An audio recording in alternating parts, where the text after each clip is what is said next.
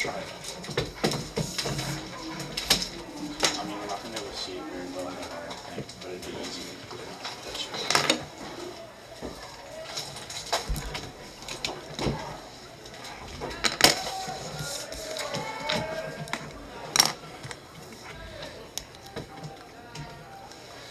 Do you know who's starting at quarter for Kelso? Quarterback? Yeah. Hunter the tier. The tier, right? Yeah. Tier. Tier. Right there, yeah.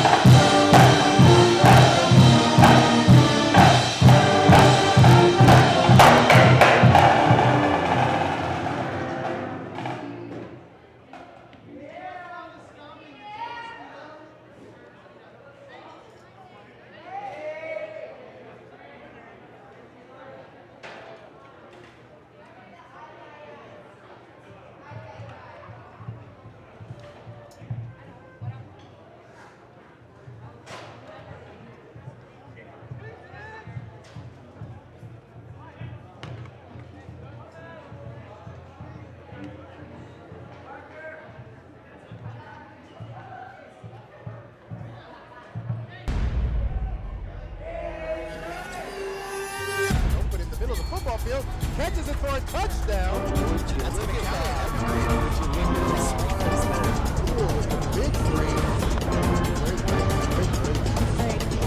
Takes it all away.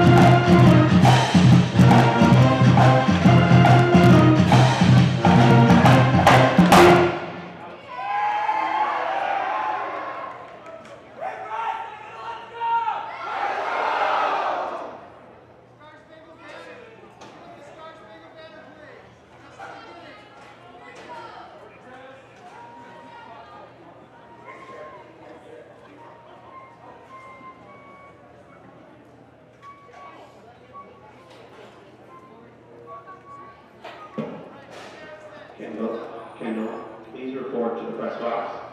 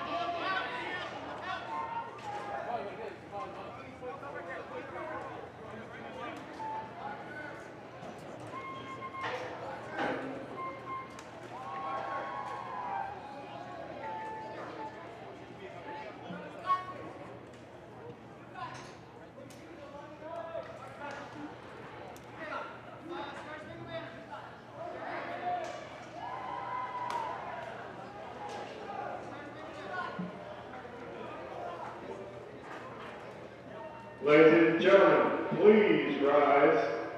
Remove your hats. Put your hands over your heart for the national anthem.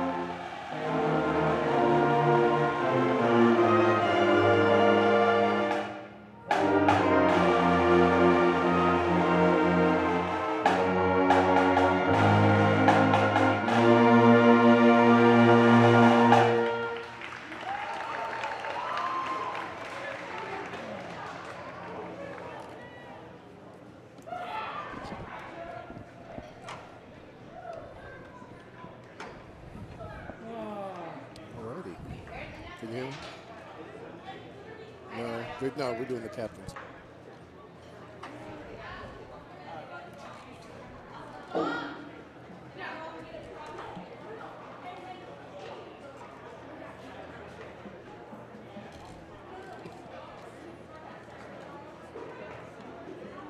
Yeah, I know. I remember that. Sometimes they don't know how to operate when they're on live TV. Huh? They're not used to that.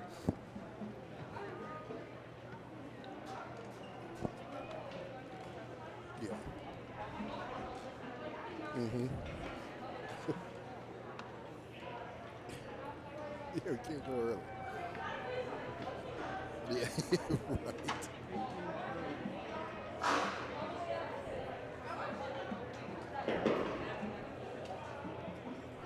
Looks like Evergreen has won the toss and deferred.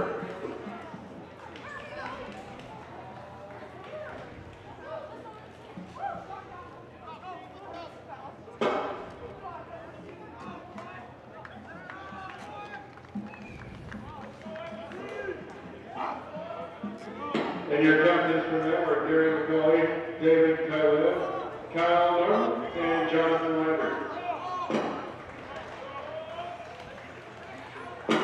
The referee for tonight is Brent Gunn, umpire Chris Pimentero, line judge John Meredith, other line judge Justin Eskin, and the back judge is Darren Leggett. For the Evergreen placement is James Grace, number 2, Jordan Peters, number 3, Jonathan Landry, number 4, Shias Grant, number 5, Kyle Norton, number 7, Shane Newell, number 8, number 25, Isaac Taylor, number 39, Oscar Carrillo Gonzalez, number 44, David Calais,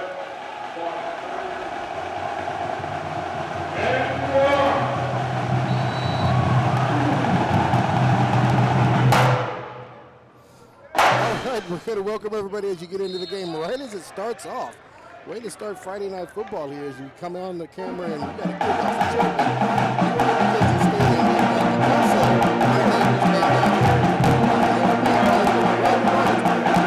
Griffin in the booth with me today. We'll miss you, Ryan. We'll see you next time.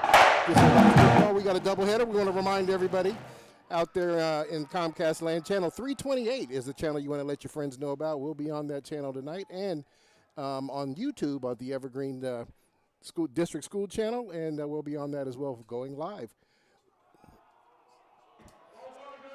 And with the first play from scrimmage here, we've got a mishandling of the ball. Evergreen is going to take the ball over on a turnover, so big mistake there as Kelso starts out at the beginning of this game with a mishandled handoff coming out of the power I formation. So I tell you what, they are the powers that be, the odds makers, if you will, from the Columbian actually has Kelso favored to win this game. And with the way they started this game off, might make you scratch your head a little Well, bit. and if you make mistakes early, Evergreen knows how to capitalize on mistakes. They sure do. They sure do. So Evergreen's going to take the field for the first time tonight here. A whole lot quicker than we thought. Quarterback out there is going to be Jaden Crace, number 2. Running back is Kyle Norton. We're going to quick pitch out to Norton. Norton looks for the edge. He's going to find it. He is able to get out there. Flag on the play. We do have a flag. Kobe Cooper, number 11, outside guy, was able to bring him down. But after he got down, the ball down across the 20-yard line. And I don't know if you caught that, Rodney. That's a holding call on Evergreen, so they'll back it up. They'll back that up. Look at if that's a spot of the foul type thing, so it looks like it was right around the 24-yard line, so they'll back it up 10 yards from there. It'll remain first down, but now they're going to take the ball from, it looks like the 34, and we're going to go from them. We're going to start this all over again.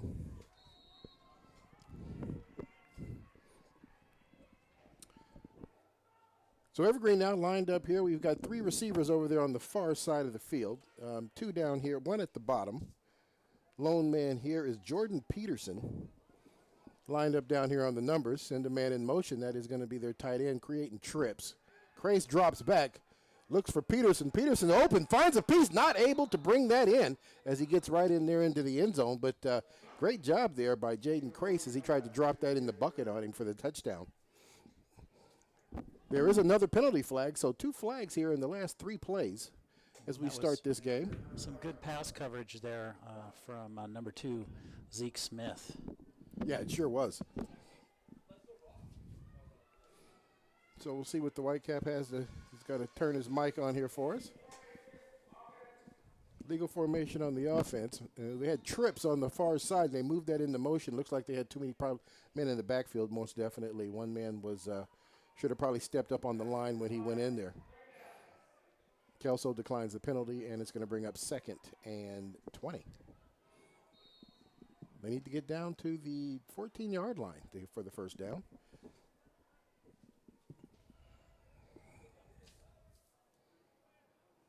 Logan Trotter, the tight end, number 6, this time sets up offsets on the far side.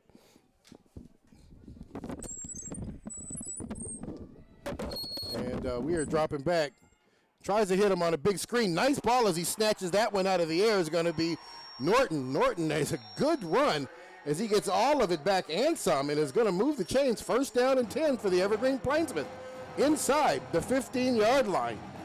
Nice pass there by Crace. Well, nice grab, I should say, by Norton, who was able to pick that screen right away from one of the linemen there who had read the play beautifully and right there in the mix. Able to move that one out of the way.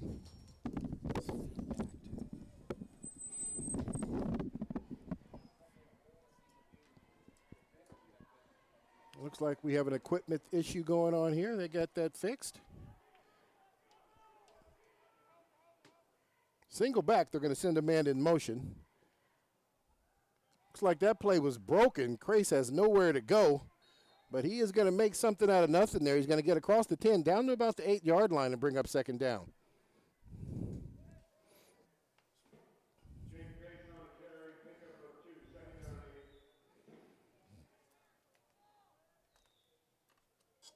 So we bring up 2nd down here, and Check 1, 2. Ernest Oliver, number 15, the wide receiver here, lined up down here on the numbers down here at the bottom of your screen. Oliver goes into motion. Crace is going to roll out, looking for Oliver in the flat. Oliver not able to bring that one in. Crace not able to step into that one and really get it out there to him. Ball fell a little short. So that will bring up 3rd down and 8. They can get a first down without the touchdown. They need to get down inside the 2-yard line to move the chains again.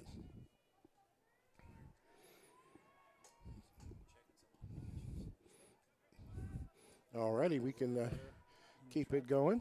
My mic.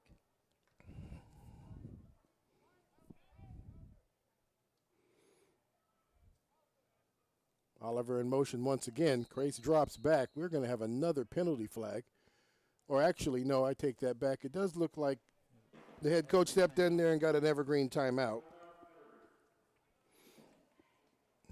Coach Kristen Swain, head coach for the Evergreen Plainsmen, decides he wants to talk about this. Play didn't quite look right for him, I guess, and they want to talk it over.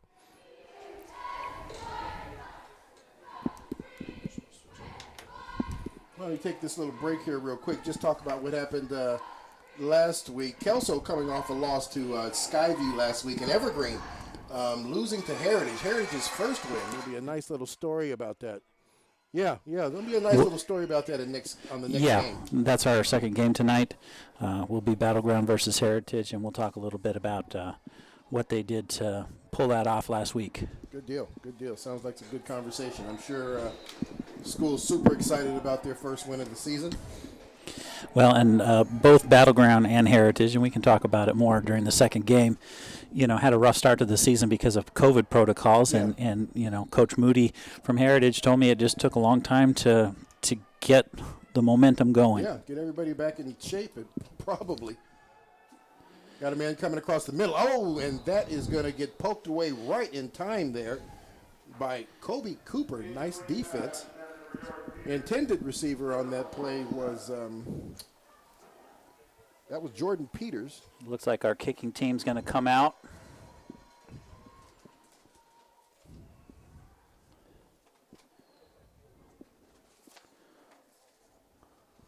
And it looks like who is the kicker? Number 31.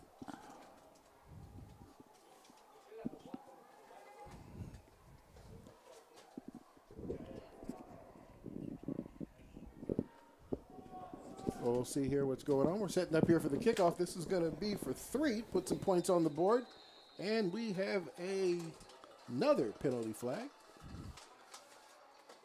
Chance that's some illegal motion. I didn't see it. They're going to call this one delay a game. The field clock is right there in front of them, and that's definitely something that they have to pay attention to. So we'll make this kick a little tougher. Scott in the truck, I backed my mic off a little bit. Is that working for you?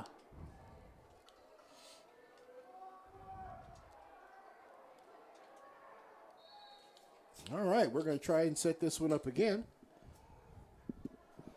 Holder is the quarterback, Kreis. Gets the snap, gets that one down, and that is going to be good as Evergreen puts 3 on the board here with 9:44 left to play in the first quarter. And they capitalized on that, turnover sure on the first play of the game. So that's how you put some points up. I'm sure they would have preferred a touchdown, but take them any way you can get them. Yeah, you sure can. Great job. I mean, kudos there goes to the Kelso defense for holding. Bend don't break there and played some good defense. Kobe Cooper, 2 good defensive plays in that series for the Plainsmen that prevented them from getting into the end zone that led them to only being able to put 3 points on the board. So Kelso one more time here with the opportunity, second chance here in the first quarter to handle the ball here.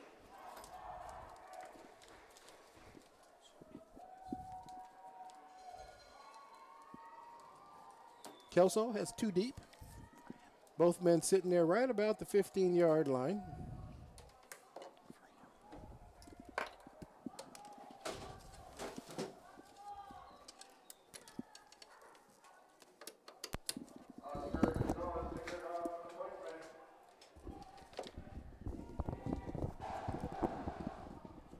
All right, another quick kick. That's going to be caught right around the 45-yard line. Nice job as he takes advantage of that, gets all the way across the far side of the field before he's brought down on about the 41. So Kelso will take over from there, and it'll be first down. Making some more audio adjustments here in the booth. Yeah, we'll be doing that on the fly until we get it figured out. Number 21, that is going to be Cheney, who was the ball carrier on that one. So Kelso comes back onto the field here. Their quarterback, Hunter Latier. Handed off to their running back. And he is going to get stopped after about only a yard there. That's going to be Connor Noah, the running back.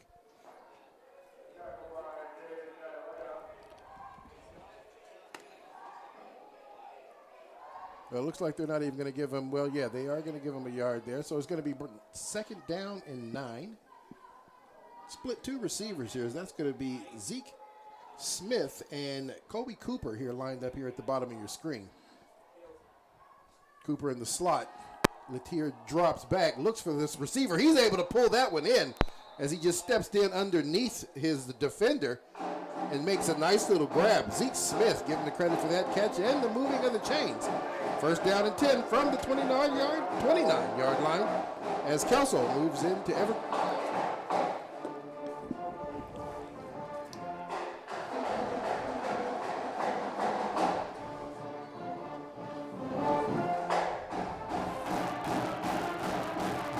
Last time these two teams met was actually in the spring. Evergreen with the win out there at 28-21. With that abbreviated season we had last year, everybody remembers. And now we're back here to some regular football in the fall, so I definitely like that. Power formation to the inside. Quarterback looking for a man out in the flat. He's able to make that. That is going to be Cooper who brings that in. Good pass coverage there from Jonathan Landry, number 4, Evergreen, but they picked up 6 yards on that play. Yeah, they sure did. Landry back this week. Apparently he was out last week. Definitely a player for the Evergreen Plainsmen that was missed. Coach was really excited about the fact when he informed me when I was down on the field earlier that number 4 is back. So we'll see how that helps out this time. We've got a penalty flag here. And that looks like that's going to be on That's going to be on the defense encroachment, so they are going to get the first down here.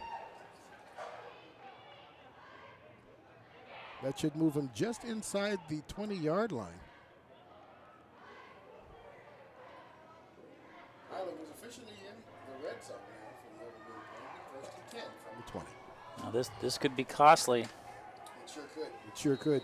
Kelso breaks the huddle. We've got two receivers down here at the bottom of your screen. A handoff to Noah. Noah's not going to get anywhere. He'll get back to the line of scrimmage, and that'll be about it.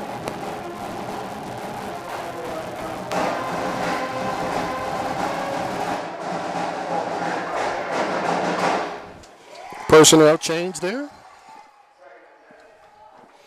And we are ready here as he breaks the huddle. Number 9, Tyler Hayes out there lined up, stacked at the top of your screen. Looks like they're going to keep this on a option. Noah's going to take it. He'll get down across the 15-yard line. Down pretty close to the 10. Nice running play for that young man. Looks like he picks up about 8. We'll see where they officially spot this. And that is correct. We're going to bring up 3rd down and 2.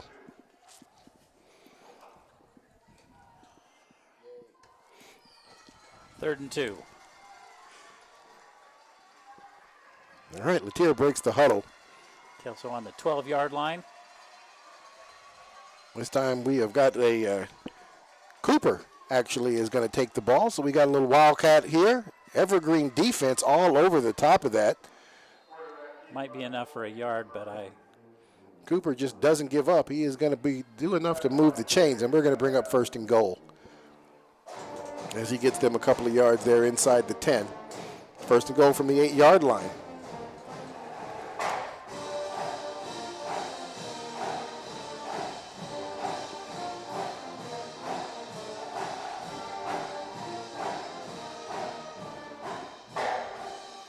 All right, Latier back in at quarterback. Michael House, the big fullback, number 44, leading the way. Noah tries to get in behind him, but no way, as the quickness of the Evergreen defense is going to pull him down behind the line of scrimmage, and they're going to be pushed back to the 10.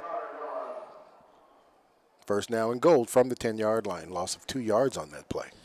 last time I had a chance to interview Coach Swain from Evergreen, he talked about on the defensive side of the ball just being a little bit more disciplined and not letting penalties pile up, especially when opponents get there into the red zone.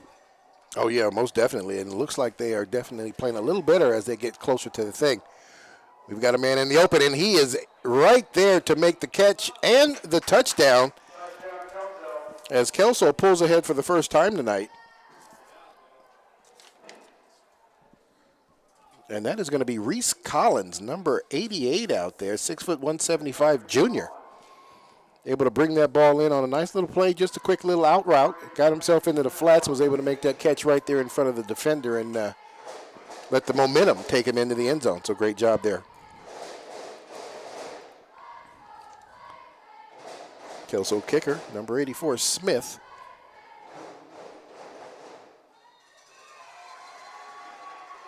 Well, and see, I just talked about trying to be disciplined on the defensive side of the ball, and Sure that's going to did. be a penalty. You jinxed it. Against Evergreen, declined. Their second encroachment call on this series. Mason Smith, the kicker. We'll try this again. Gets the snap down, and we have a kick, and that's going to be good. So 5:31 left to play in the first quarter. Kelso takes the lead, now on top 3-7 over the Plainsmen. They kind of moved that ball. They had a little help with a couple of penalties from Evergreen, but the big catch here that got him into the Evergreen territory by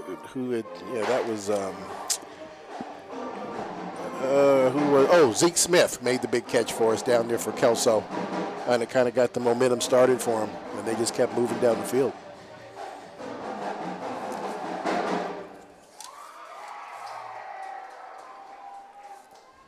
All right, so Evergreen now back on the field offensively and trying to get an opportunity to get themselves back on top here on the scoreboard. Based on the formation, looks like they're anticipating a short kick. We'll see if they straighten that out once everybody gets lined up here. But right now the deep men are standing on about the 20.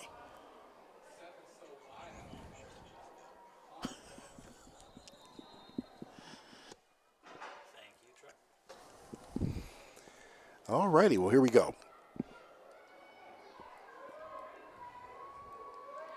Mason Smith also handling other kicking responsibilities, and he'll be sitting here to kick the ball off here to the Plainsmen.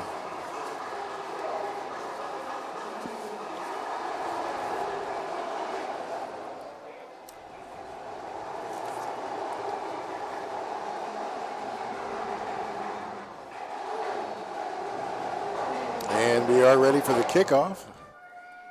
It's going to back him up to about the 10-yard line. And here we go. Makes first contact miss.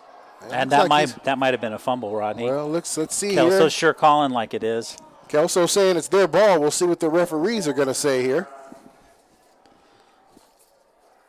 And it is official. That is a turnover. Evergreen coughs up the ball there on the kickoff.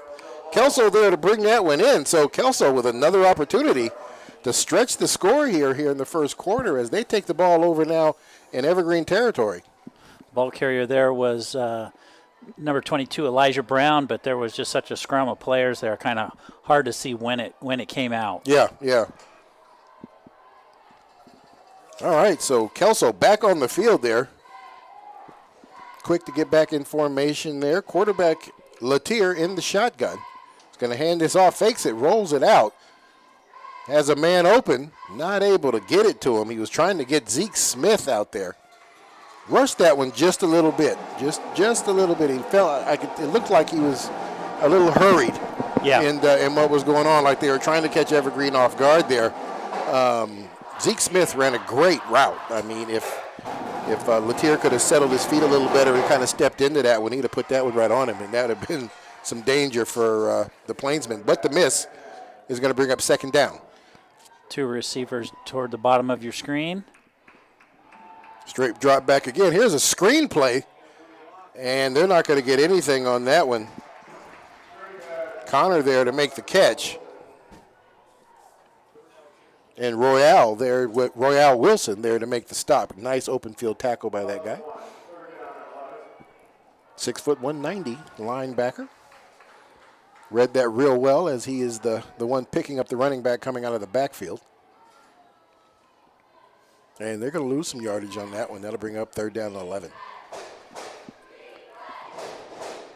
Pistol formation, three receivers down here at the bottom of the screen. Quarterback drops back. He's going to get flushed out of the pocket, and he is going to take the sack. Big sack there by the big defender for Evergreen. That's a great defensive stand from Evergreen after that fumble on the kick return. This could be a good chance. Sure is. David Kalia goes into the stat books tonight for his first sack of the night, and that backs him up even further. Fourth down. Looks like Kelso is going to play this like four-down territory. They're going to go for it.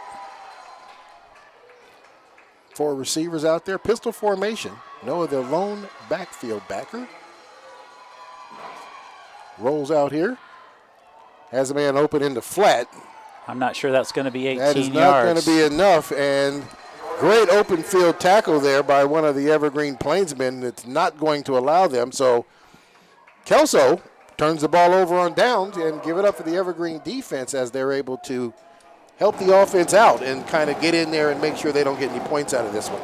Well, especially, to have a turnover like that on the kick return, if they had let that turn into a touchdown, I think that would have been some momentum that would carry Kelso quite a ways. Yeah, it sure would have. It definitely would have. Evergreen will take the ball over, kind of almost in the same area that they would have took the ball over if they hadn't fumbled it. So 1st and 10 from it looks like the 22-yard line.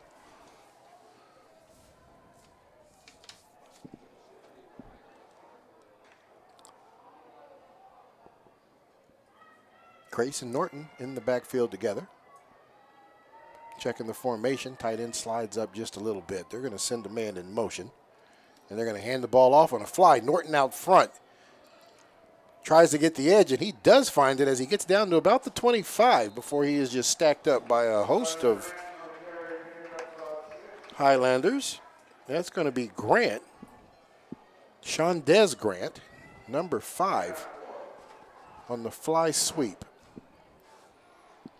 Got a little more out of that than I thought he might. Sure did. Second and 3 now for the Plainsmen. They spun him around out there, and I guess he was getting yards when they were doing that to him. Jordan Peters now back in the game, replacing Grant.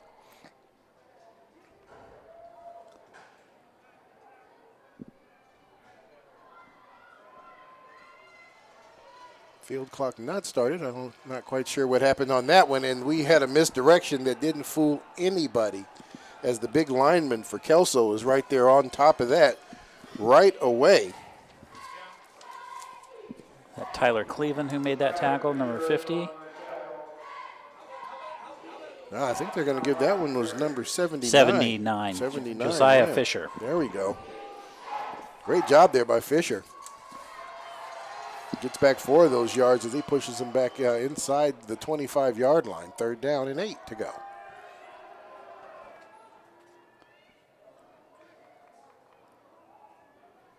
Crace drops back. Has a man open in the flat. He is not able to hold on to that and bring that one in. So that's going to bring up 4th down.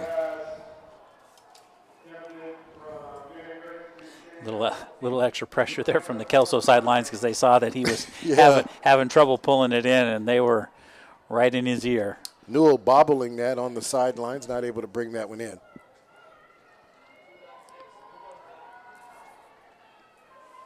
So the punt team out on the field. Jaden Crace handling punting responsibilities as well. He'll be standing right on the 10.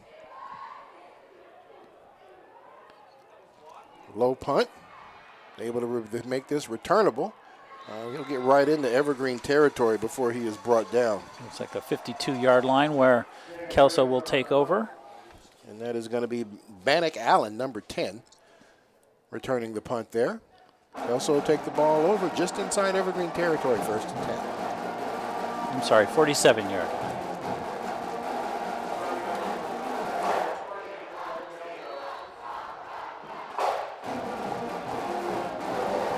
Latier breaks the huddle.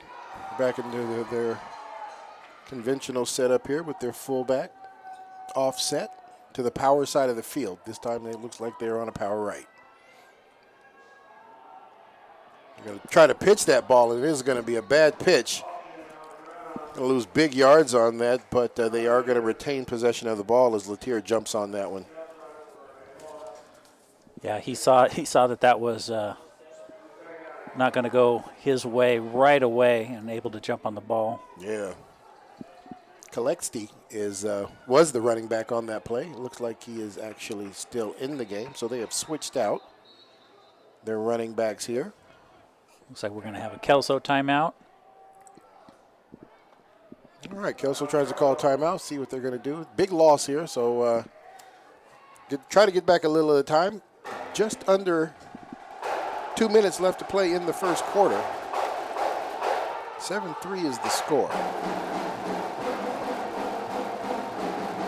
I want to thank everybody in the Kelso area who wasn't allowed to make it down here. Thank you guys for joining us on Comcast 328, and the ones further outside of that area on the YouTube channel enjoying the game. So we appreciate having you guys tonight. As I collect the rosters each week, I do my best to get a hold of out of the area athletic directors and football coaches and make sure that if they're not in Clark County that they can watch the show here on our Evergreen Public Schools YouTube channel. Yeah, very good, very good. It's cool to have all this access for these guys. All right, well, they discussed it. They think they got it worked out. You're going to come out with a 3-receiver set here at the bottom of your screen. Single running back. Latier drops back. It's going to go deep. Has a man open and sees he's going to bring it in. And he's able to as he gets the ball. And he is going to be able to tiptoe in for the touchdown. And that's going to be Zeke Smith on a big 60-yard jaunt there between Latier and Smith to stretch the score to 13 points here as the Plainsman defense just gets beat deep on that. I mean, he dropped it right into his hands. He sure did. Perfect He sure pass. did. You know, he was right on the sidelines there those last couple steps, but able to keep it in, just sneak it into the corner there. Alrighty, well, just under 2 minutes left to play in this first quarter. Kelso able to put another score on the scoreboard as we go into quarter 2 here. Mason Smith.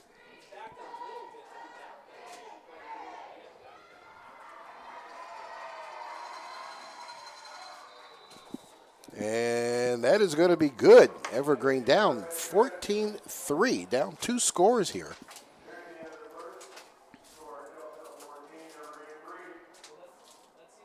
This is going to have to be a possession that Evergreen is going to have to... they're going to have to answer. Yeah, they're going to have to put some points on the board on this one.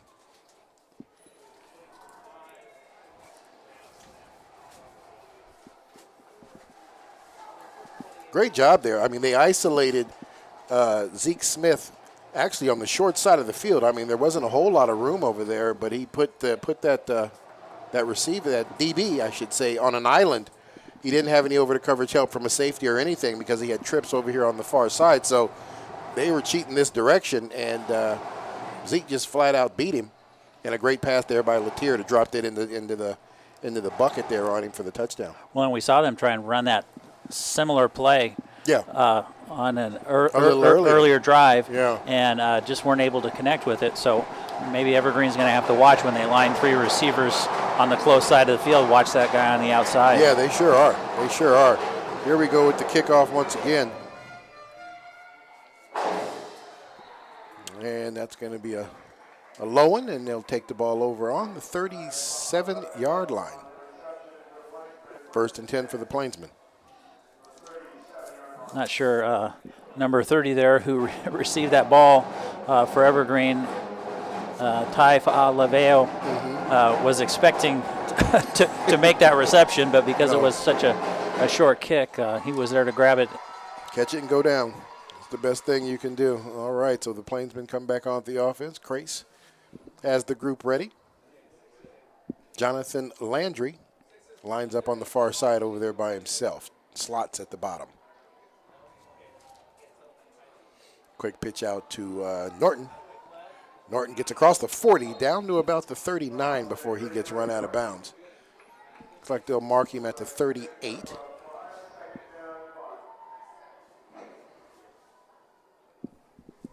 Five yards out of that, 5 more to go, 2nd down.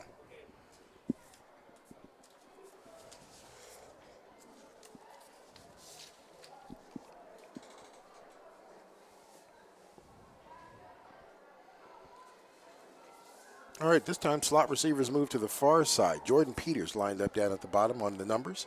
They're going to hand this ball off. Norton, nice little sidestep. He's going to get down across the 45. Down to the 46-yard line. Bring up a 3rd down and short.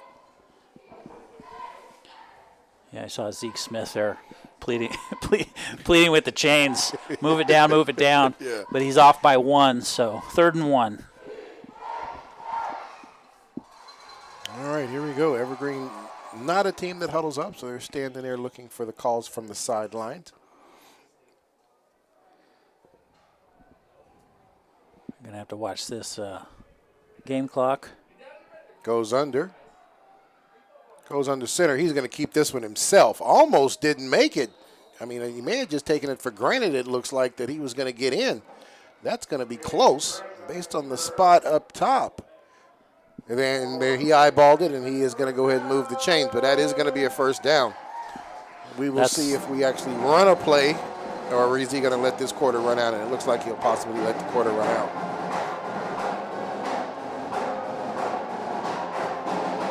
1st and 10 for the Plainsmen on the 47-yard line. And not a bad way to end the first quarter with the 1st down. No. Maybe take the time between quarters, reset, talk about what you're doing, avoiding those small mistakes or penalties that have cost Evergreen in the last couple games we broadcast. Sure do. So Evergreen will end that first quarter on a good note. Quarterback sneak there by Crace. Gets just enough to move the chains. Kelso on top, 14-3, but Evergreen definitely showing a little momentum here as we go into quarter 2. We'll see what that brings us. That first touchdown Reese Collins, Mason Smith with the extra point was good, and was Zeke Smith Yes. on the second touchdown. For 6, again, Mason Smith with the extra point, make it 14-3.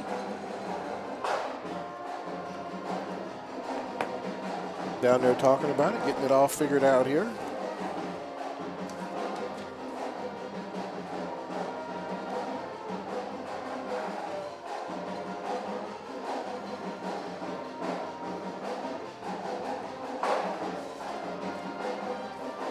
Kelso's defense coming on the field, getting ready to start quarter 2. We are at McKenzie Stadium. This is Friday Night Football, first game of our doubleheader tonight. Make sure you hang around for the second game as well, when we have Heritage and Battlegrounds going to come out here to play us. So looking forward to that game as well. So we start here on quarter 2.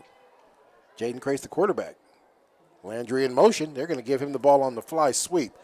We've got 2 penalty flags down. One came out early, one came out late. We'll see what's going on.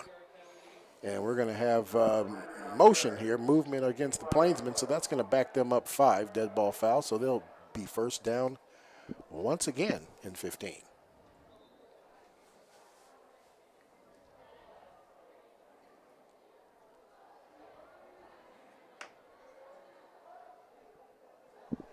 Well, it looks like so they declined the penalty. Okay, there you go. So 2nd and 10 instead of 1st and 15.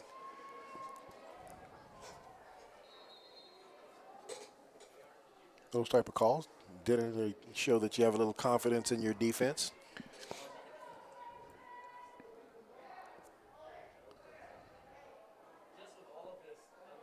Field clock now down to 10 seconds. Evergreen still looks like they're still trying to figure out what play they're going to call. They're going to have to call a timeout, and there it is. And there is the timeout as they get down to 5 seconds left on the field clock. So, yeah, a lot of raised hands and shrugged shoulders out there. So best to stop down and figure out what we're going to do. Sure is. That Evergreen, that leaves Evergreen with 1 timeout left in this first half. Kelso still has 2.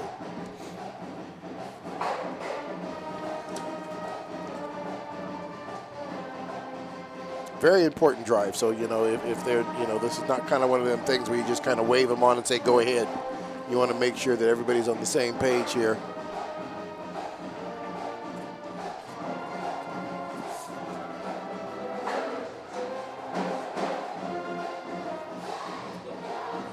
David Kalia, number 44, listed as their tight end, actually gets called into the huddle here, and he'll take the field tonight offensively, I do believe, for the first time tonight. So we'll see what kind of role he plays.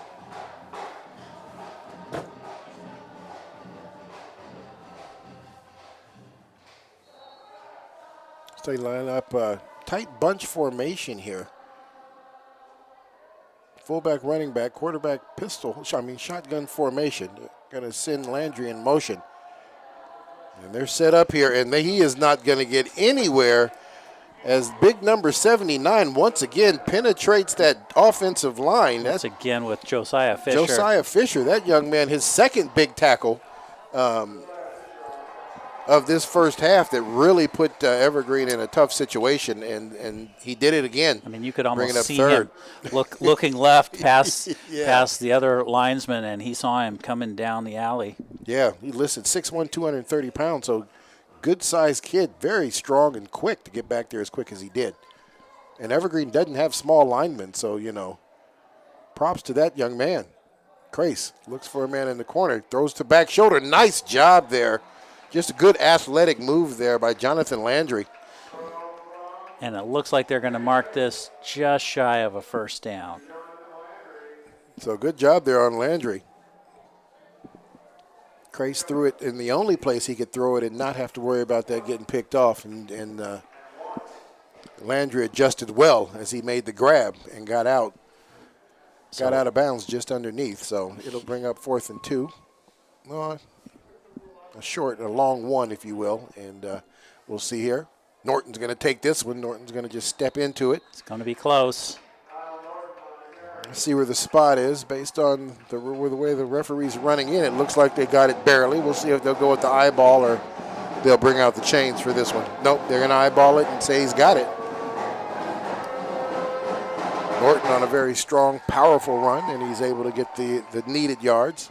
That's the second fourth down conversion that Evergreen has really eked out by Yeah, inches. they sure have. So they sure have. Maybe put a little more oomph on the legs. Yeah. As they stretch across that chain mark. Most definitely.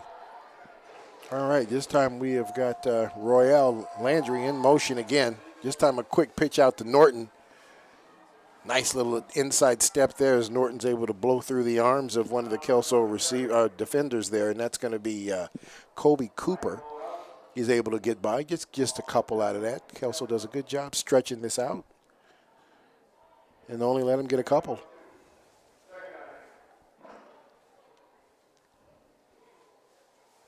Great job there by Connor. Is it Kobe Connor?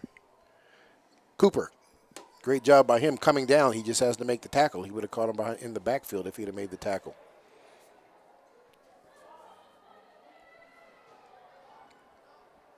Nice job there by the running back as he steps inside of Zeke Smith. Makes Zeke miss. He'll get down across the 40-yard line, down to about the 37. Yeah, Landry lined up on this side of the field and all the way opposite side of the field and managed to get 5 yards out of it. Yeah, they sure did. Sure did. The way they're using him right now, you can tell they missed him last week. Right. Landry lines up again on the far side of the field. Short side there. In motion once again. They'll let him run through. Rollout. Quarterback's looking for him. Has a man coming across the middle. Not able to make the connection. Aiming for number 3, Jordan Peters there. Jordan Peters coming across the formation, being chased by one of the linebackers, just not able to, Crace not able to put that one on him. That'll bring up 4th and 5. This is number 8, Shane Newell, coming into the game. Royal Wilson coming out.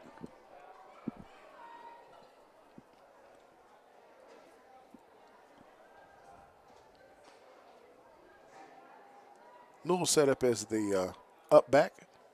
Power back, if you will. Crace drops back, looking for somewhere to go. He's going to get flushed out of the pocket, and then he is going to be dropped. And that is going to be by big number 58. And that's going to be Jay Eubanks brings him down. So Evergreen's going to turn the ball over on downs. And the offense just sputtering here in the middle of the field, not able to really get down get anything really started. Some good plays and then a big miss, you know what I'm saying? And it puts him in some bad situations. Looked like a couple of those plays. I mean, they called the timeout, and then on a couple other plays, a little confusion on the line as to where everybody's supposed to be. Yeah, that last play, the Kelso's D line did a good job. Just collapsed the pocket. Crace had no place to go.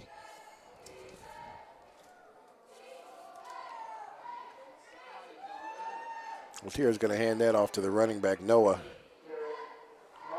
Noah's going to stumble across the 45-yard line. Looks like they'll put the ball right there on it, bring up 2nd down.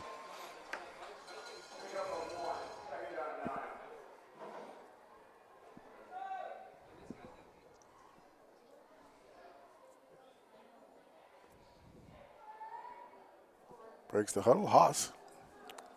Fullback. A nice run there about Noah as he breaks into the secondary. Makes contact and just pushes through it. Additional yards after making contact there with Landry. We've got a penalty flag that came down late. We'll see who ultimately that's going to get called on.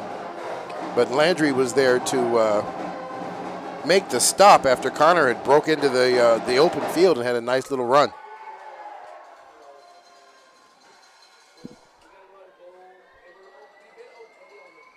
Give credit there for Haas on a nice little kick-out block for Connor Noah to get underneath that and get into open field.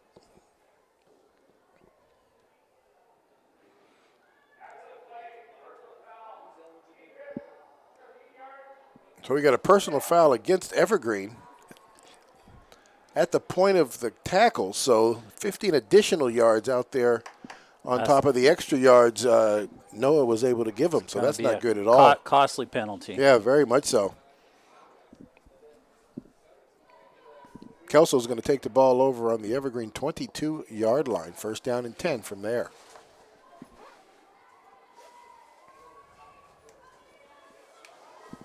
Zeke Smith here lined up here at the bottom of your screen.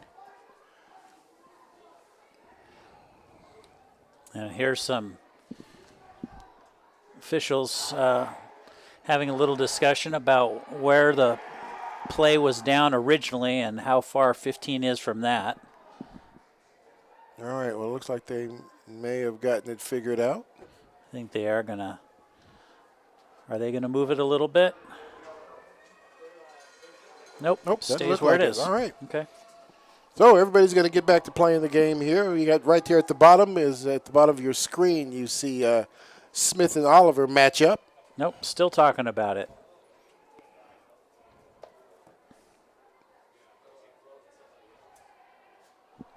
Well, let's see. Now they're going to back the ball up. Kelso's going to huddle back up and let them figure it out. It looks like they do. Well, he's winding the clock, so that means we're ready to go. Okay. A lot of discussion to leave the ball right where it landed. Exactly. Exactly. All right, hand off to the big running back, Connor Noah. Nice hard run downhill as he gets down to the 15-yard line.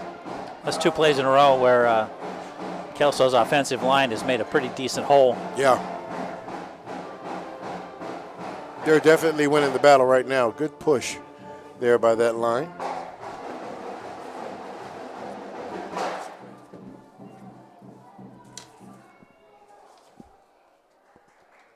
Come to the line again. Latier is going to hand this one off. Nice little move there for Connor. He is not going to get stopped. Got a little stutter step right there about the 3-yard line. Thought maybe he was going to have the momentum to carry him in, but he didn't. And he's going to get stopped right on, looks about the 1.5 yard line. First and goal from there.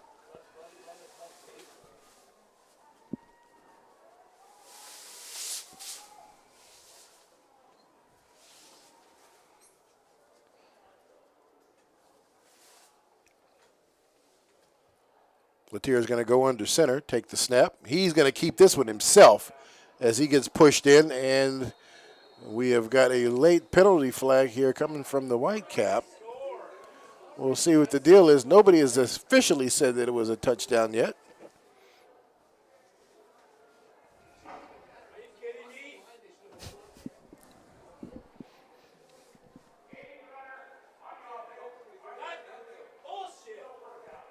Well, penalty here and for aiding the runner. So I guess in high school football, you can't push.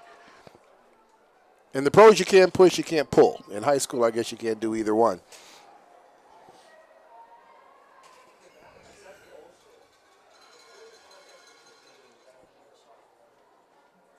So Kelso still first down, but instead of first and goal from the 1.5, now it's first and goal from the 6.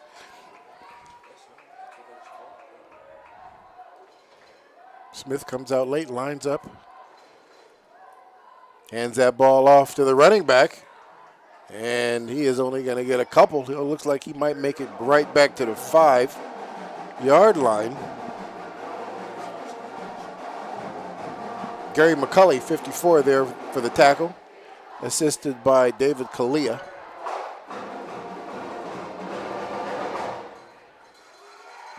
So this will bring up second down.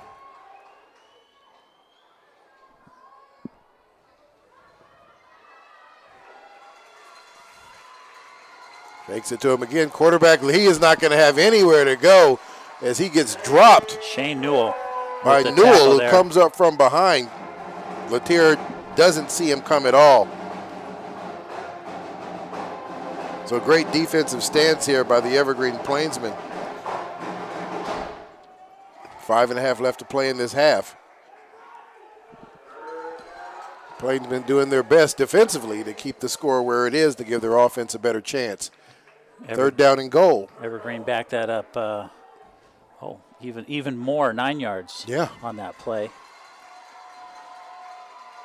Latier drops back. He's got Noah in the flat. Noah gets out there, and this time Noah is not going to be denied the goal line, and he is going to get in for the touchdown. So good effort there by the Evergreen Plainsmen up front. Still, Connor Noah, determined to get in that time. Just a hard downhill run to put some more points on the board. Noah listed at 5'11", 190 pounds, so he's a nice size running back. And once he gets going downhill, it is tough to stop him.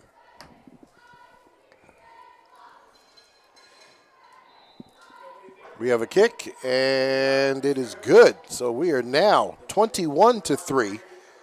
The score here for the Evergreen Plainsmen and Kelso Highlanders, making the first half all about them. That unsportsmanlike conduct call really cost Evergreen some momentum there. It sure did. You know, I wonder what would have happened if they'd been able to make a slightly different stand when they got that penalty. Yeah, from the 40, it might have made it a little tougher as opposed to just sitting right outside the 20-yard line, you know.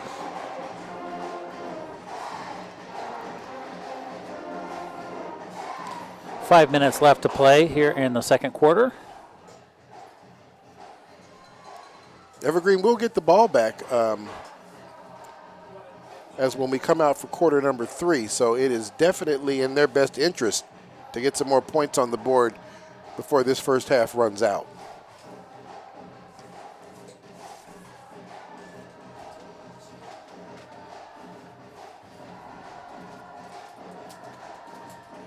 Smith has him set up for the kickoff. Neither one of these teams kicking it deep into the end zone, so we'll kind of see where this was going to land. This is going to get caught right at about the 21. He's going to bobble it, but he's able to pick that one up. Tried to get that to the outside, not able to, but does get decent yards out of the carry. Able to get another 3, 4, 5 out of that one after he bobbled the ball. Yeah, sure is. It's Shondez Grant.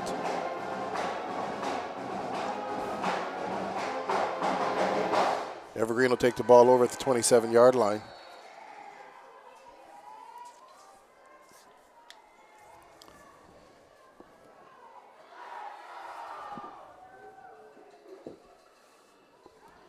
Nice shot there, the young man who just ran the ball on that play. Evergreen to the line of scrimmage. 2 receivers, far set.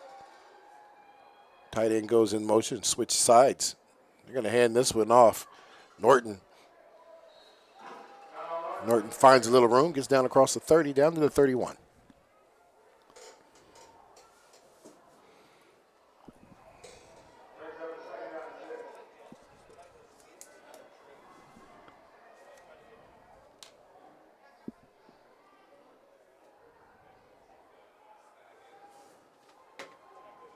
Evergreen Wheels playing with a tight end, offset tight end right now, far side of the field. They're going to send Landry in motion, but we've got another penalty flag, and we've got encroachment on Kelso. So Kelso in the neutral zone. Evergreen will get an extra 5 out of that.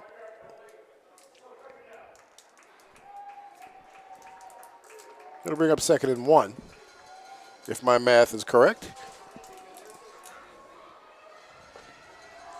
Good opportunity here for Evergreen. Kelso's not had a lot of penalties tonight. No, they sure haven't. They sure haven't.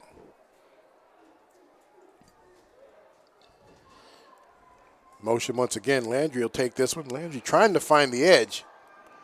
Kelso does a great job stretching this play out. Looked like Kobe Cooper, number 11, with quickness defensively, is able to get on the other side of that and make sure Landry doesn't get any yards out of the play. So we're going to bring up 3rd down now and 1.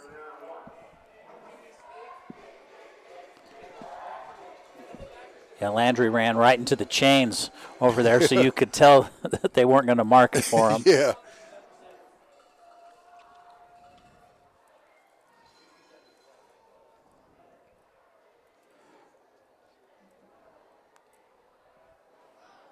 Norton. That's going to be enough. He's going to get just enough there. He'll make it to the 38. That will move the chains.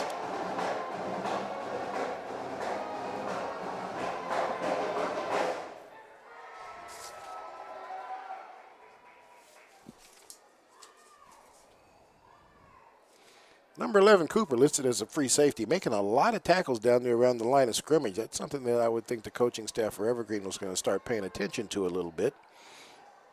Nice job as he gets outside of that block, and he'll get run out of bounds. Good job there by Jonathan Landry. Credit to the block by Newell.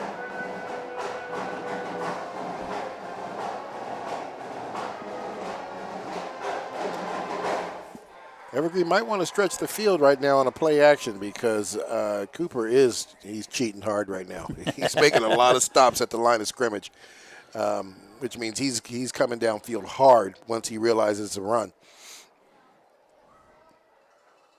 Norton's going to take this one again, tries to switch direction. He is going to get a couple out of that. Looking for a crease.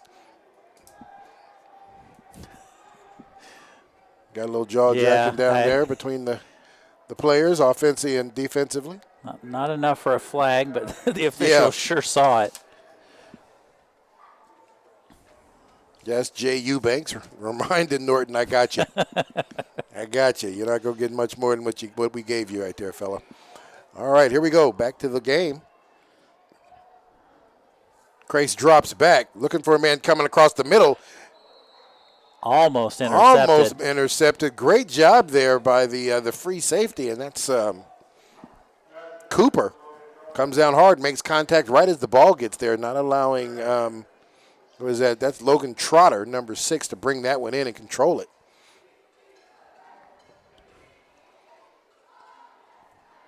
So it'll bring up third down. I need the 36-yard line for the first down.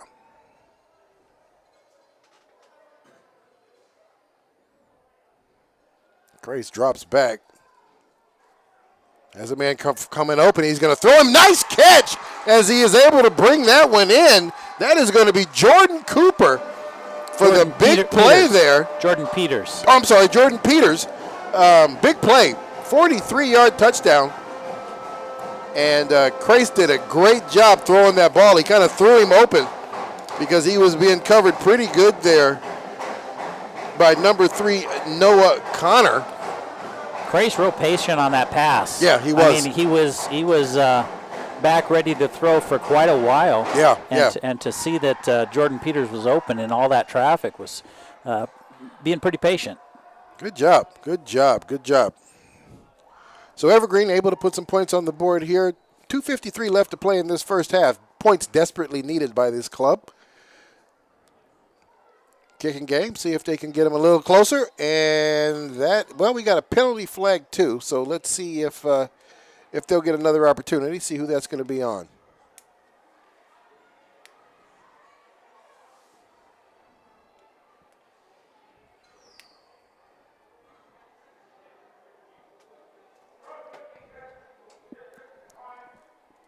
Well, that's a good opportunity there for Evergreen.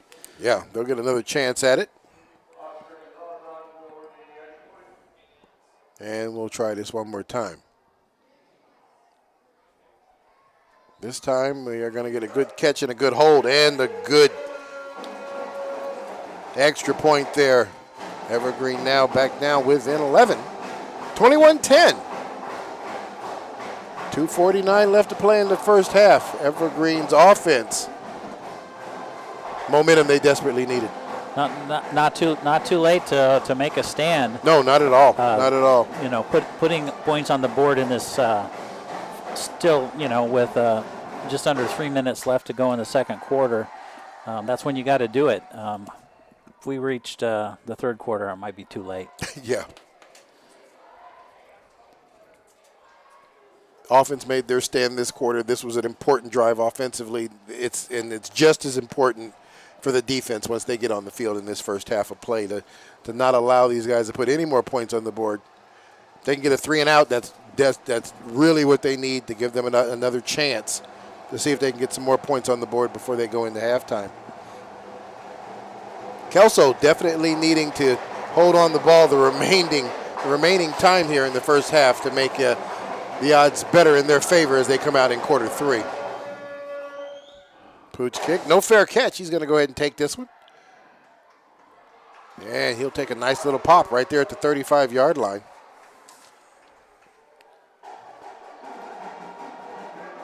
Easton Marshall, the ball carrier, number 81. It's like 1st and 10 there from the 37-yard line.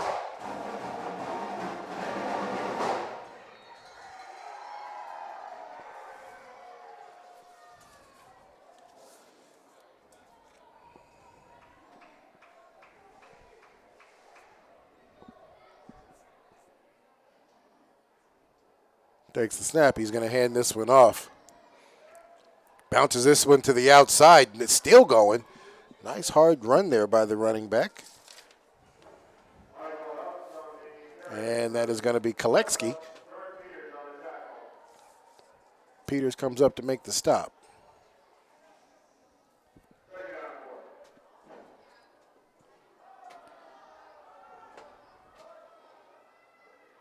Got 3 receivers down here at the bottom of the screen. Cooper on the far outside. Latier drops back, has a man open on a stop route. Makes the catch just inside Evergreen territory, and it'll move the chains.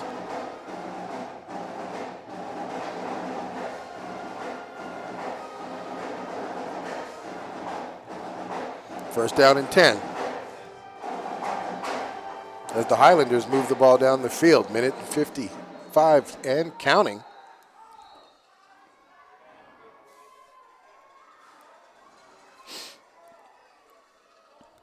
We're going to get a timeout called. It looks like an official timeout here. Not quite sure what that was all about, but he had something to say to the head coach.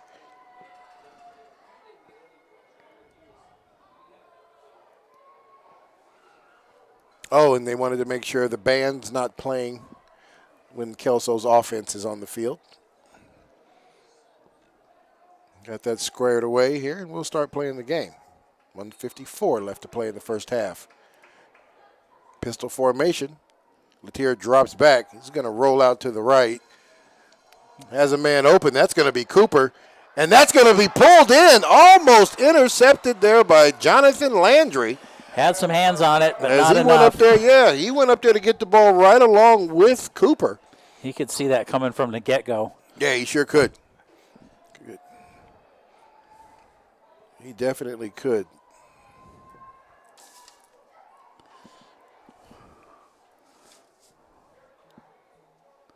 Cooper and Landry about the same height. They got Cooper listed at 5'11", Landry listed at 6 foot, so good matchup there with the two of them.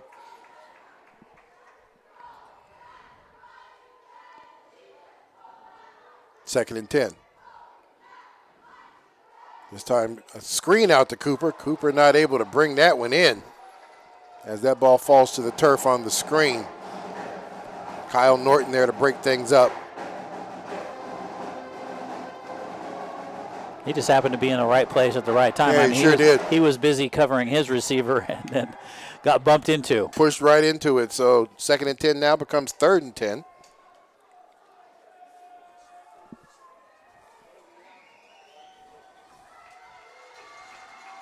Big third down here for Kelso as they break the huddle. Trips receivers down here at the bottom. Quarterback rolls out, has 3 receivers in the route, finds somebody underneath. That's going to be Cooper. Oliver there to make the open field tackle, but it's going to, Cooper's going to get enough to move the chains.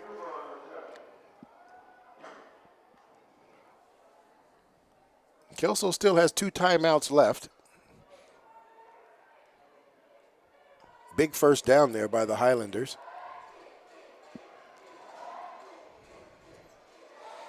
Noah back in the game as the running back.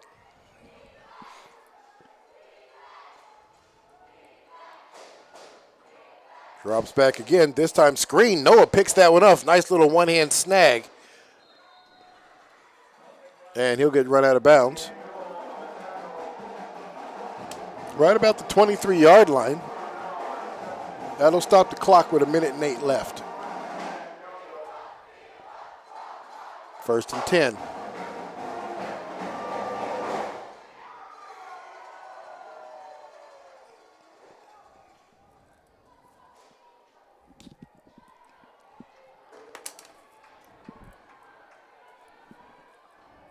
All righty, this time again, pistol formation.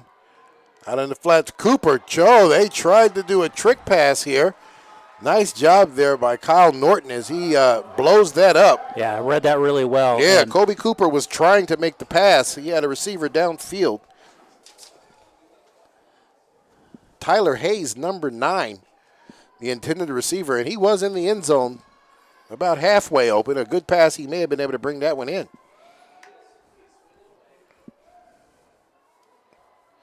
Kelso definitely trying to put the nail in the coffin on that play. That stops the clock at 45 seconds left to play with the incomplete pass. Trip Severs to the far side. Has a man out in the flat. That's going to be Cooper again. Cooper's making the catch. Kyle Norton all over the top of that. Defensively, Kyle Norton, this is his series. We've called his name 3 times here. Good defensive Yeah, stand. he's doing a job. From Evergreen. A timeout now. Sure is here.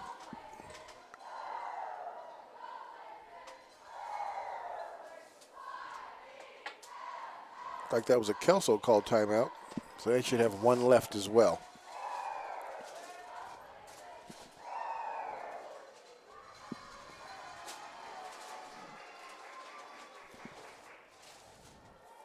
They're trying to get it figured out down to the last 37 seconds of the first half.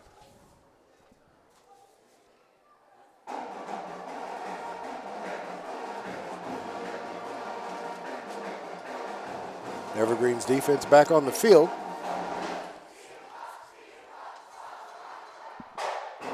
We'll see if the Highlanders put together some kind of trick play or something. They're going to go for the end zone on this one. It is 3rd and 10.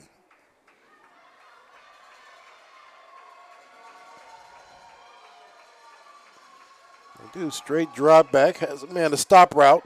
Not able to make the connection. Tried to get Zeke Smith out there on the far side of the field. Threw it to the outside of him. Good place to throw it, just a little too far.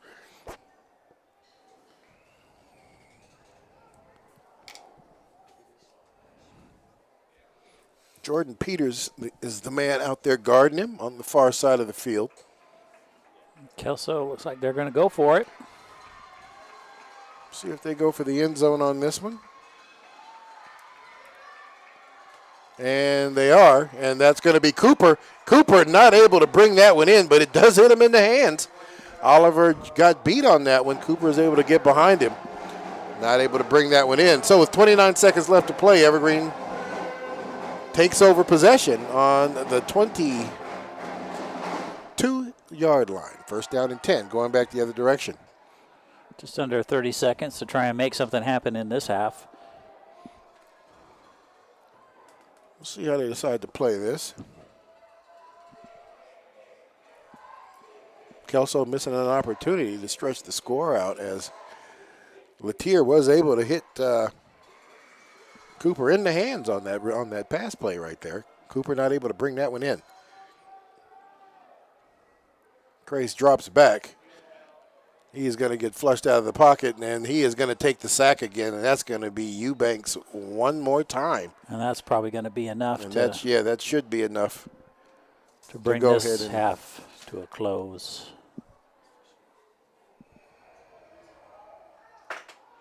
I'm sorry, that was Josiah Fisher, number 79. Fisher's 3rd sack tonight. Evergreen is going to go at it one more time. This time the quarterback steps up, and he is going to get sacked again. Last 2 plays, and that last play will run out the first half of football here. So the Kelso defense ending this first half on a very positive note with 2 sacks back-to-back against the Evergreen Plainsmen. We got to score 21-10. We'll be back. Quarter 3. This is Rodney Lawrence and Matt Griffin. We are at McKenzie Stadium. This is EPS Sports, and we'll see you at 3. So what's going to happen here, normally I'd run down there for our halftime show, so Rodney can take a break here. And while we are broadcasting the Evergreen High School football game, we want to tell you a little bit more about another Evergreen sport, volleyball, and how a former player has now become the coach of the Plainsman volleyball team. Craig Bernbach had a chance to talk to Nichelle Bethune.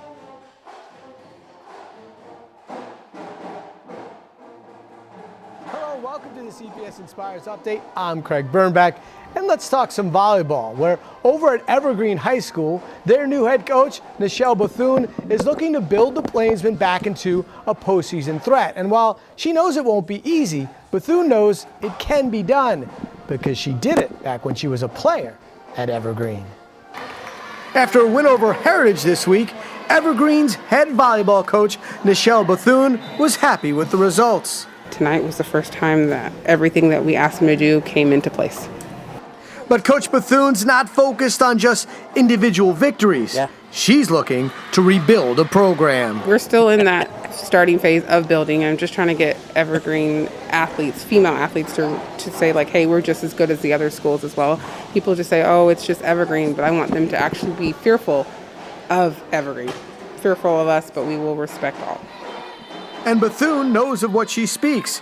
Back in 2002, she was a star player on a district champion team at, you guessed it, Evergreen High School. We were district champs my year, so we definitely were feared. We walked into the court and people knew that Plainsman meant business. And Bethune still means business, and her players, they know it. We always feel the energy, we feel the love. We know she has a deep passion for the school, and it's always been great talking to her about her time and everything that she's done at Evergreen. And being the head volleyball coach at Evergreen, well, it didn't just happen. Back when she was a student, Bethune knew she wanted this exact job. As a matter of fact, she put it in the yearbook. I wanted to be a head volleyball coach and a head gymnastics coach at Evergreen High School. Those were the two main sports that I did. It came true. It came true because Bethune put in the work. She's been coaching since 2006, and because she connects with her players. She's really nice and respectful and very caring, cares about all the players and about all of our outside lives before volleyball. And then when we step on the court, she makes sure that we're focused and ready to play. And the players don't just see their coach on the court. Bethune is a security guard at the school. They just know that I have expectations that they are students first and then athletes, so I make sure that they remember to be a student, get to school on time, be appropriate. And the players are listening to their coach because she knows exactly what it's like to be a player at Evergreen High School. I think it's every coach's dream when they get to a school, they're hoping that they can connect with the students, and I feel like that my connection automatically is because I was an actual Plainsman that played in the volleyball program.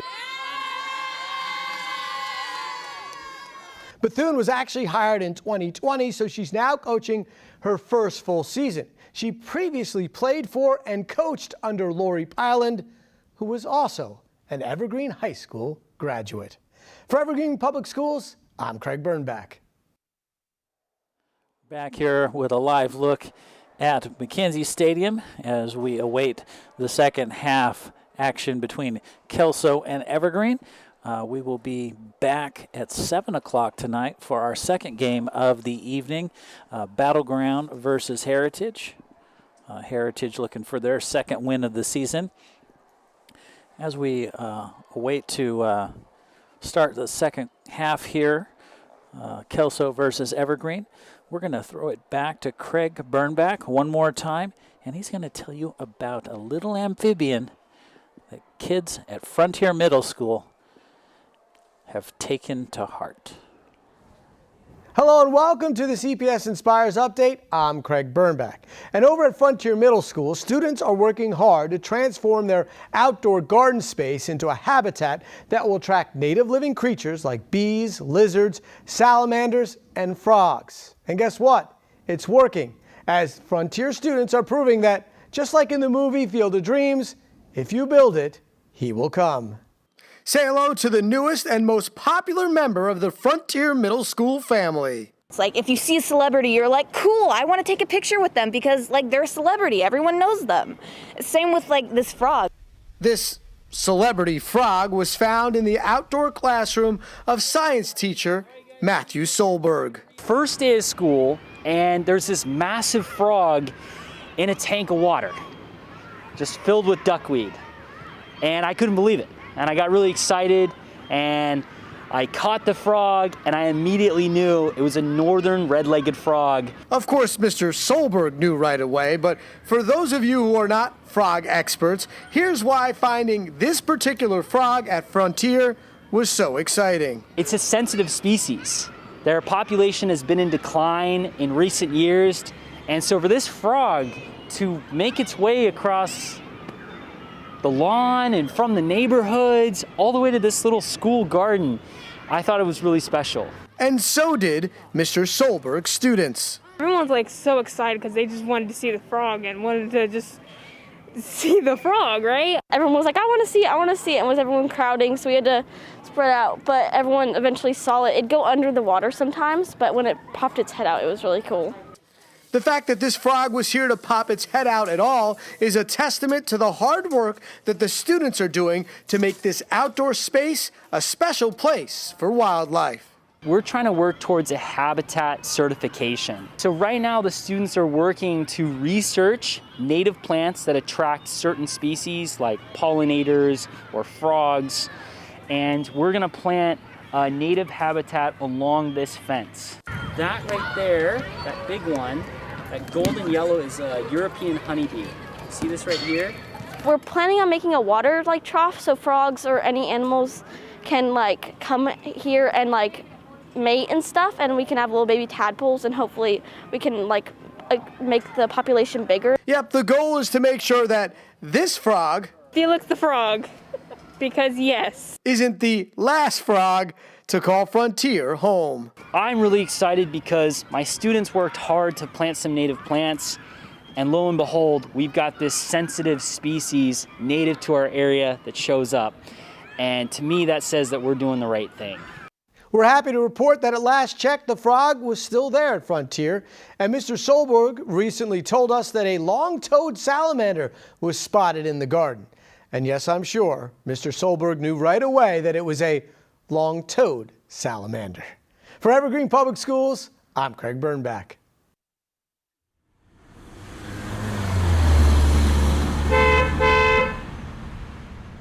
Hi, my name is Donna Voss, and I ride bus 251. I'm Tim Boyd, and I drive Route 201.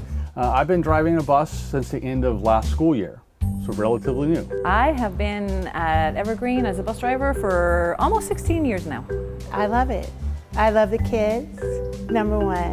You know, I love kids, but just the connection with them in the morning, it's just awesome. Like wishing them to have a happy day, you know, they're so sweet and just so innocent. I thought they're gonna all be screaming at the top of their lungs and things like that, but you know, there's so many wonderful children. It's amazing to be able to greet them every morning. It's amazing to tell them have a great night as they depart, and hopefully I'm making an impact in their lives as they're riding the bus to school. The hours work really well for me. I consider kind of a semi-retirement position, and I just have really enjoyed that. I love the schedule of having weekends off and holidays off. It's the best part-time gig ever. So I have another job that I do in the meantime. I sell mortgages. And then in the summertime, I get the whole summertime off, so I get 3 months to myself to go on vacation. I have a 19-month-old at home, so I'm off, you know, on the days that daycare is off, and then later on when she starts going to school, I will have those days off. I'd never driven a bus before, so to go through a training department and training program and to have those constant words of encouragement, the constant coaching, the affirmation was terrific. I surprised myself. It's just like driving your own car, but there are a few things that you need to know to use to drive the bus safely too. The pay is great. The hours are awesome. Again, the job is really cool. I'm actually really happy with my choice of coming here. This is a great job, and I want to keep doing it for a long time. You just have to be very attentive, and I just think as long as you love kids and you're a safe driver, then this job is for you. Ready to go.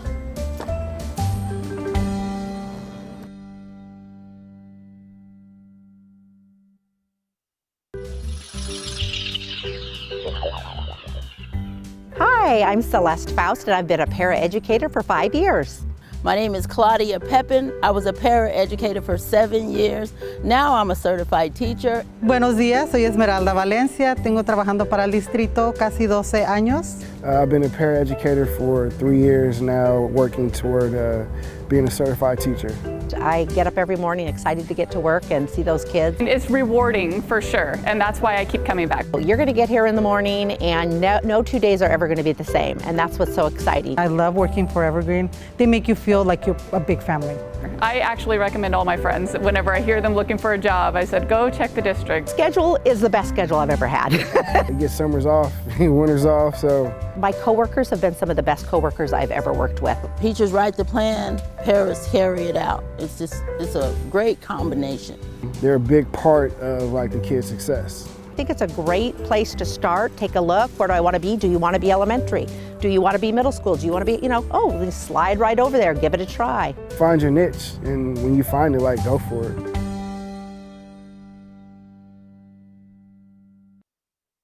Hello, I'm Matt Griffin from EPS Sports, and every week this fall, we'll be bringing you live high school sports coverage from around Clark County.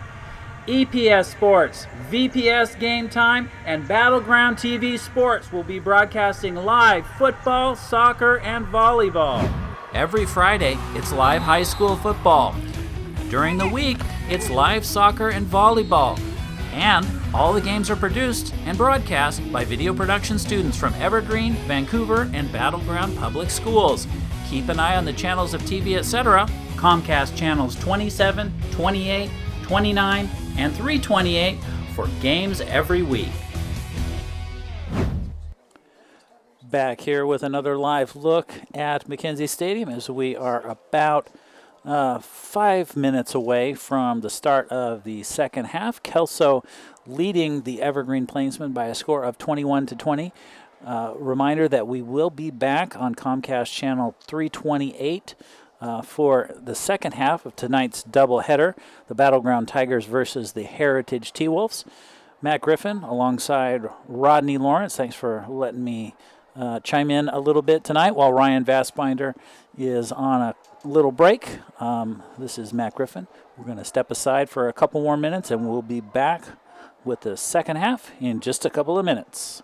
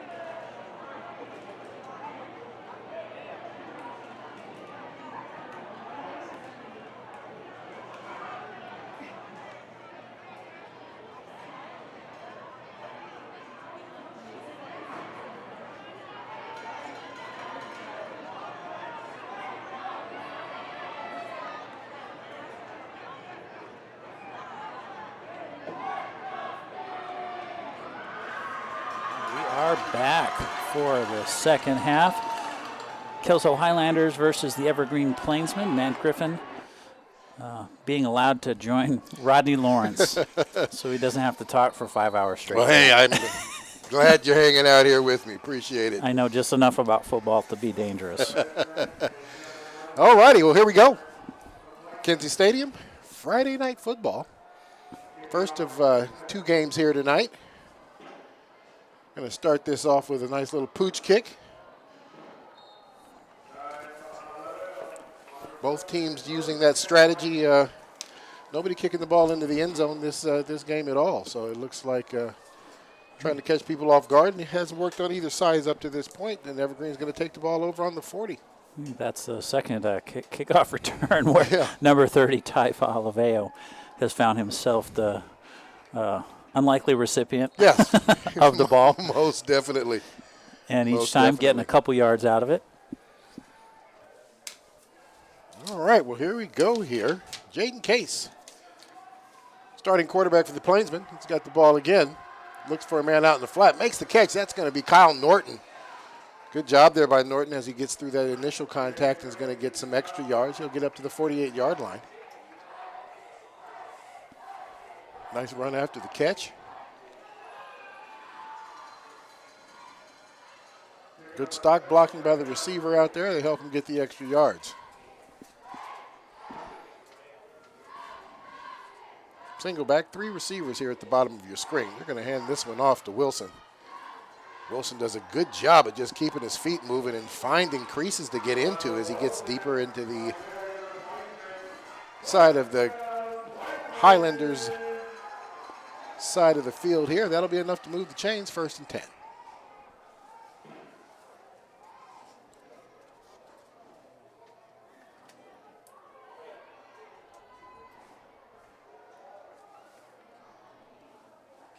Quarterback drops it back again. And this time he is going to get out of the pocket. He's able to sneak out of that. He sure is. So officially he got back to the line of scrimmage, so it won't be considered a sack. But once again, that Kelso front four is giving these guys fits right now. It's not being able to do, I mean, what's giving him some opportunities to actually get the ball out is play action and just designed rollouts, his straight drop backs. That pocket has collapsed on him every time here so far.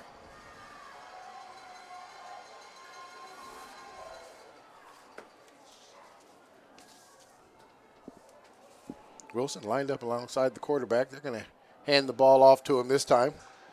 Wilson's able to kind of get out of that initial contact. He's brought down there by Michael House, number 44. House listed as a Kelso linebacker, I do believe.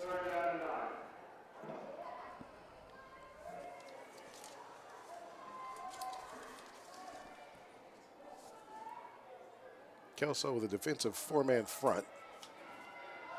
Drops back, has a man, and there he is trying to get that ball to Landry as he pops that ball up in the air. Very dangerous. This has been a great defensive stand by the Highlanders. Yeah.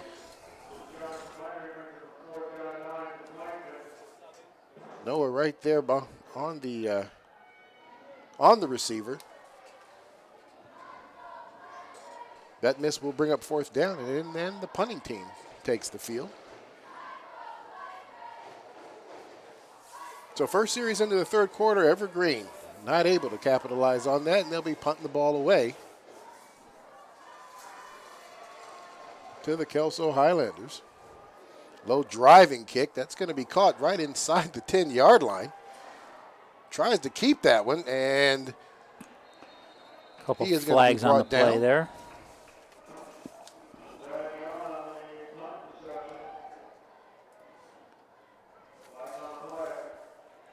Ernest Oliver there to make the stop. We'll see what the penalty is.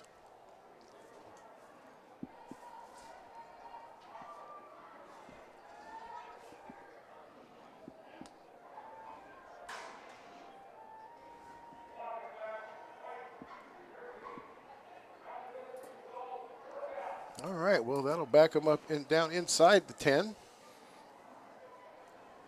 And Kelso will take the ball over. We got a block in the back call. So Kelso will take the ball over deep in their own territory, first down and 10.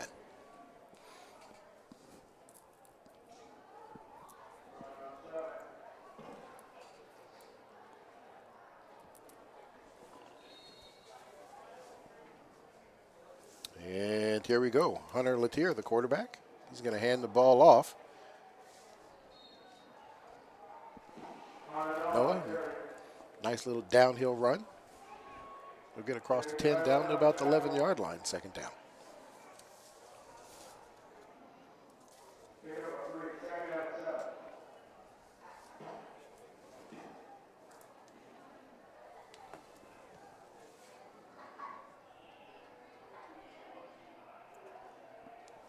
All right, power formation here to the short side of the field. Kick out block by the fullback. Noah's not able to get very many out of there. Looks like he may have got an additional yard, possibly two. We'll see how they have it spotted.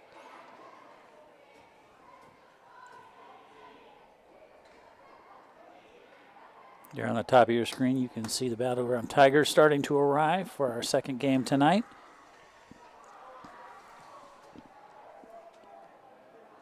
Kelso breaks huddle. We've got two receivers to the far side. And they didn't give him a single yard on that one, Rodney. No, they didn't. Zeke Smith on the outside makes the catch. Kyle Norton there to bring him down.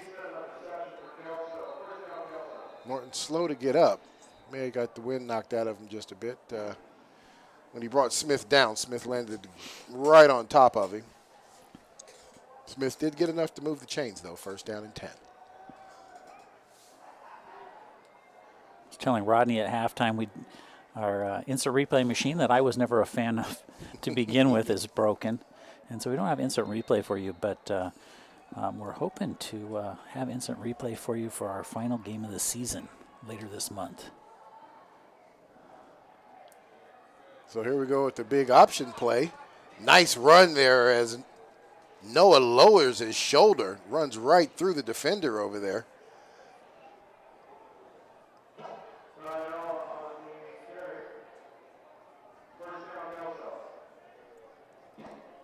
Ernest Oliver absorbing that big blow there by the running back.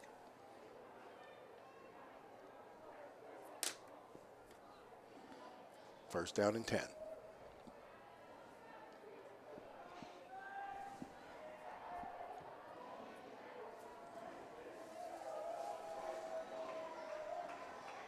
Power formation. And they're going to hand this ball off once again. Noah runs into a pile but steps to the outside of it and gets some additional yards out of it. He's going to get down to the 35-yard line. Nice run. Kept his feet moving, found the crease, and was able to get some extra yards.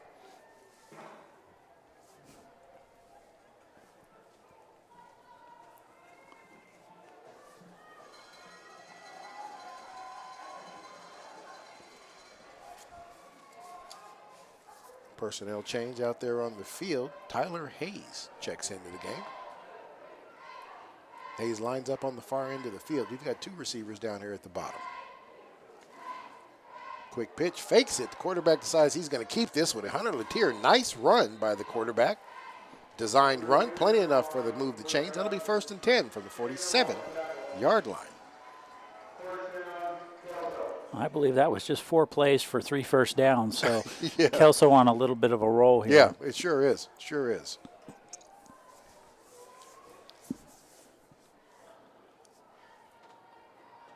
Kelso's offensive line definitely winning the battle in the trenches here at this point. Power formation. Quarterback drops back, has a man out in the flat, makes the catch. Loses his footing, goes down about the 39-yard line. Caught by Reese Collins, who was the player who scored the first touchdown of the game. Yep, sure was.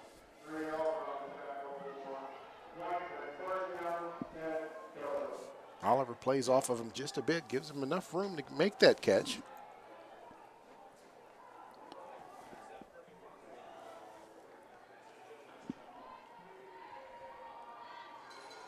That reception pushes him into Evergreen territory. First down and 10.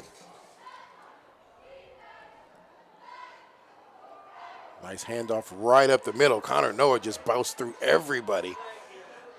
And Noah's going to get down across the 25-yard line down to the 23. Peters on the stop. We got a penalty flag, though. It looks like in the holding area, so we'll see what's going on, what the call's ultimately going to be.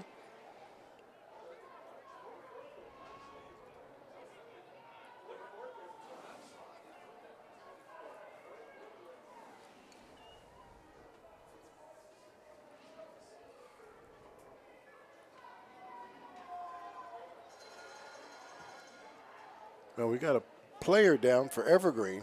They picked up the penalty flag, so we'll kind of see what's going on here. Yeah, he's going to need to come out. Hasn't been able to get up yet. Looks like trainers running out to check him out right now.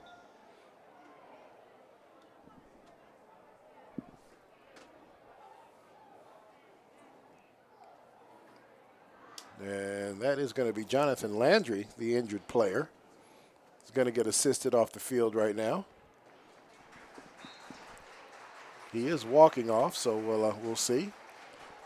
Now, if he can't come back in, that's going to be a real big blow yeah, it sure is. For Evergreen. It sure is. Because they've been counting on him quite a bit tonight. Yeah, they sure have. They sure have. So the penalty flag quietly gets picked up, and not going to find out what that might have been about. And Kelso's going to take the ball over just outside the 10-yard line, so first down and 10. Yeah, there you go. You can see Trainer stretching his legs, so I don't know if he's got a cramp, but yeah, that looks like that's that cramp position right there.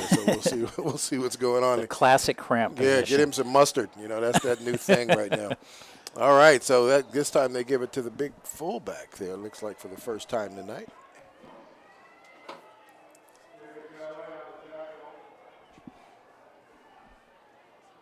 He's going to get a couple out of it. Spot the ball just outside of 5.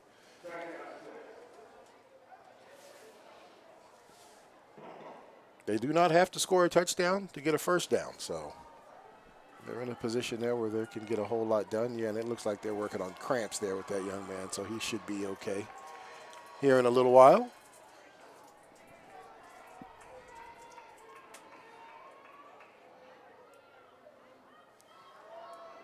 Has a man open in the end zone, not able to get it to him. Trying to get that out to Zeke Smith. Zeke running the kind of looking inside. He threw that to his outside shoulder. Well, and Colby Cooper there in the end zone as well, wondering why he couldn't have it, because he was uncovered and open. Yeah. Latier looks like he looked right past him.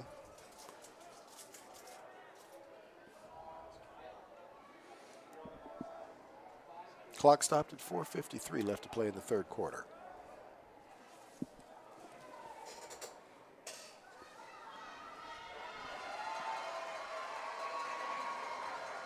Comes back out, slot receivers right here.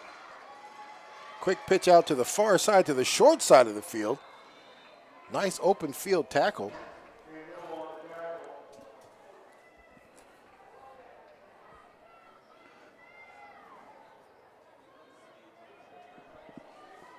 I think they're going to spot that on the 4-yard line. Yep, it looks like they are.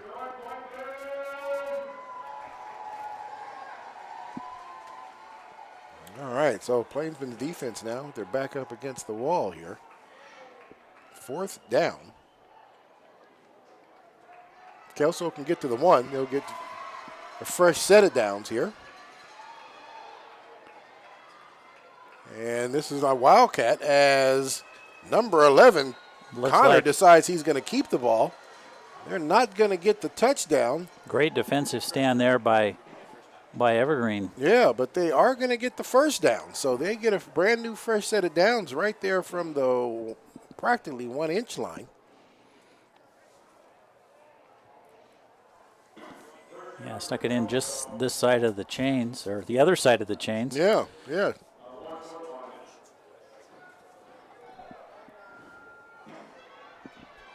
So Latier back in at quarterback. Kobe Connor on the Wildcat was running the ball the last time. They're going to give this one to Noah. And Noah is going to, there's the official say-so of the referees as they get in and put 6 more points on the board. So 3:36 left to play in quarter 3. Kelso on the scoreboard once again.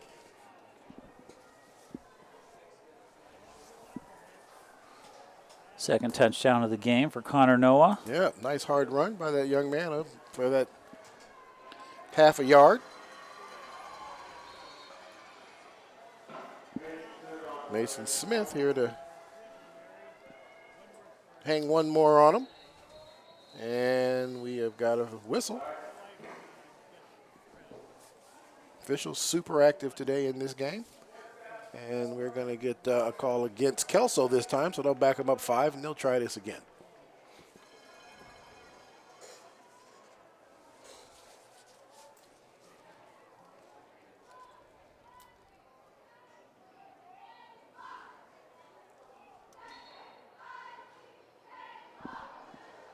Colby Connor, the holder, gets that snap down, and this is going to be good. And Mason Smith there, perfect tonight as he puts that one through the uprights. Stretches the lead to 18 points.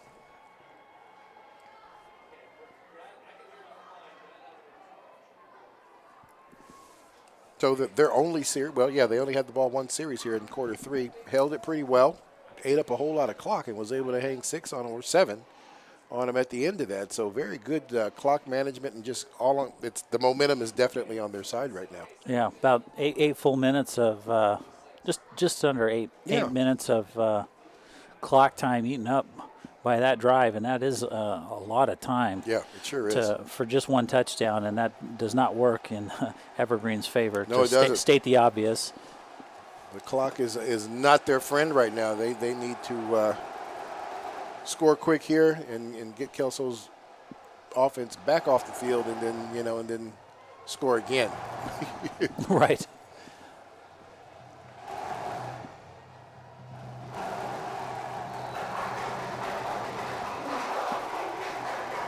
All right, here we go.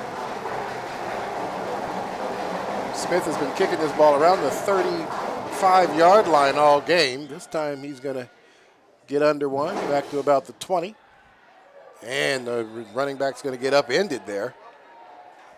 Looks like Collecti is the one who upended him. Logan Trotter hitting the ankles and flipped upside down, feeling that a little bit as he limps off the field a little bit. And you'll remember Jonathan Landry from Evergreen came out in their last offensive push with a cramp in his leg, and they are still working on it, so he will not be out on this possession. He sure won't.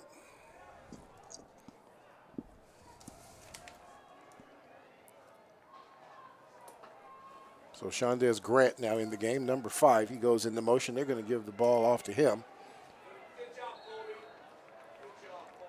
Connor there to make a nice little open field tackle. Grant steps up field, runs hard downfield. Gets a nice 4 yards out of it. 2nd and 6.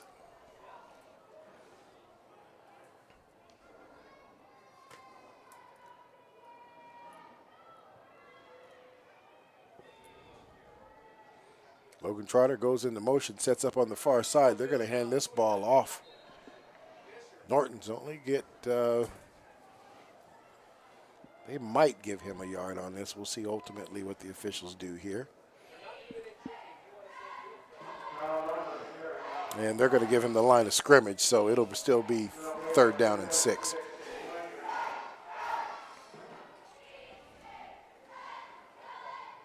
Sean Newell down at the bottom of your screen. Tries to run a nice bench route. Not able to get under that pass. Jaden Crace not able to put that on him as he comes out of the break. That'll bring up 4th down and the punting team. So Evergreen, again, 3 and out for the 2nd time in this 3rd quarter.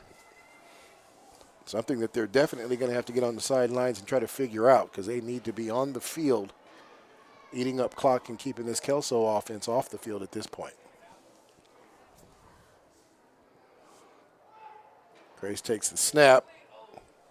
Driving punt is going to get past him and take a nice Evergreen bounce. And it looks like they're going to down that at about the 21-yard line. So Kelso will take the ball over from right there, going back the other direction. 2:11 left to play in this 3rd quarter. It's good for Evergreen there that they got that bounce, because that was a good 20 yards from where Kelso could have recovered the ball. Yeah, sure was. And it looks like Allen tried to step up and get it, but it took a kind of a weird bounce, got by him, and because he's got some pretty good yardages on his returns tonight. So definitely a big thing for the Plainsmen for that ball to get by him.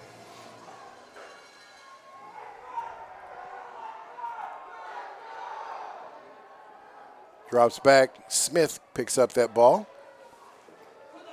No, and that Fumble. ball is going to bounce out. It's going to get picked up this time by Connor instead of downing it. And they're going to lose a lot of yards. That ball gets poked out by one of the defenders for Evergreen. Kyle Norton there for the tackle originally. Not sure who poked that out, but there was no Evergreen Plainsmen around at all to take advantage of that. Well, and when they recovered it, they thought they were going to be able to swing wide and maybe pick up the yards they'd lost, but Evergreen really good at reading where the ball was in that confusion. Sure was. Kobe Connor picks up the fumble, tries to do the best he can. They're going to lose a lot of yards on this play. They need to get back to the 31-yard line for the 1st down. 2nd down it is now. Hands off.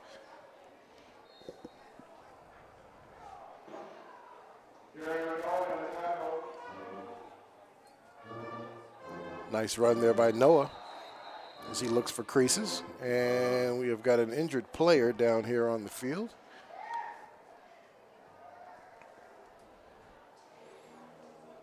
So they leave one guy down here working with Landry, and the trainer's back on the field now to to see to another one of the Plainsman players.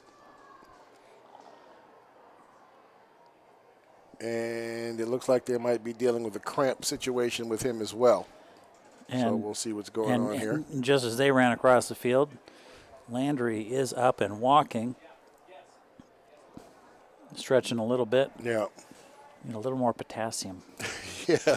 Couple more bananas. You're right. Oh, and that's their big guy too. They're going to miss him. So too, one of their best players offensively off the field, and here comes McCulley, who is their, I do believe, their captain defensively, but he is definitely one of their big tacklers coming from the linebacker spot. So they're going to miss him tremendously while he's out of the game. Quick pitch out, and that's Kalexti. And he is going to get about 2 yards out of that carry.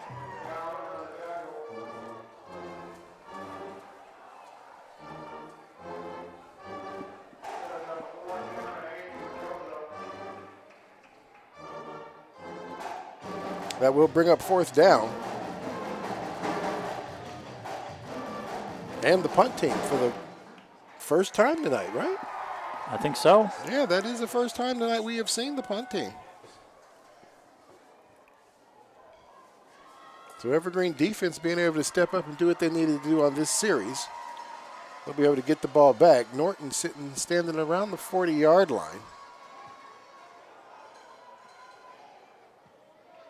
Short punt, but it takes a good roll. And it'll make it down to the 35-yard line before it's down. So the Plainsmen will take the ball over on their own 35. And that punt will run out the third quarter. So very quick third quarter there on that play. I mean, on that, what we had total of 3 series out of that whole quarter. Kelso on top, 28-10 here as we go into quarter 4. Kelso really good with the time management, like we were talking about earlier. Yeah, they did a good job. Just that whole possession ran off, three quarters of the quarter. Yeah, it sure did. It sure did. Last defensive possession there for Evergreen, real good. They were able to get Kelso on a 3-and-out for the first time actually all night long, and actually brought out Kelso's punting team, something we hadn't seen all evening. So I hope that says something a little bit, as Evergreen now is going to take the ball over for the first time in quarter 4, down by 18 points. Still definitely time right now to pull this game out, but they're going to definitely have to. The jerseys are a little bit dark, but I do believe Jonathan Landry is back in the game. And looking for a man, and that ball's just going to be thrown, and it's going to get picked off as Noah does his best to play receiver on that one and just picks that one off himself. Great job for Connor Noah as he just runs the route and goes and gets the ball. Yeah, way overthrown. Yeah.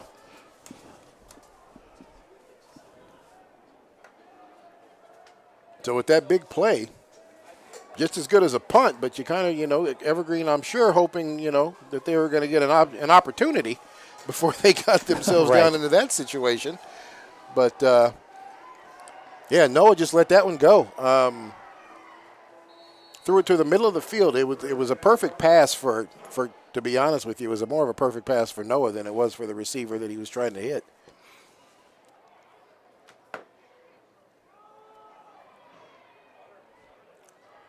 Kalexti gets out to the far side, and he is going to run past him, and he gets pushed out of bounds. And that is going to be Jonathan Landry running him out of bounds. But I can tell you what, that was a great run, how he was able to get the edge. And then, didn't he sound like he had a little extra put on those afterburners and was able to get down that line of scrimmage? I mean, Jonathan Landry just barely pushed him out of bounds. If he'd gotten one more step on him, he had plenty of open field. He sure did. Nobody would have caught him. Nobody would have caught him at all. Kalexti looking to be a different type of runner than Noah. Tried to get that ball out to Connor. Connor unable to bring that one in. 2nd and 10. Cooper, I'm sorry. That is Colby Cooper, number 11, not Connor.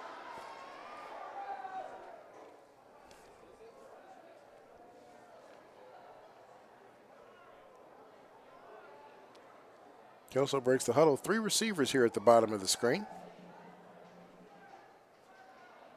Collecti, the running back, in pistol formation. They're going to hand him the ball. Great miss to make the first guy. Miss him, and he's going to get down to the 35-yard line. Nice little sidestep. That young man's got some jukes in him.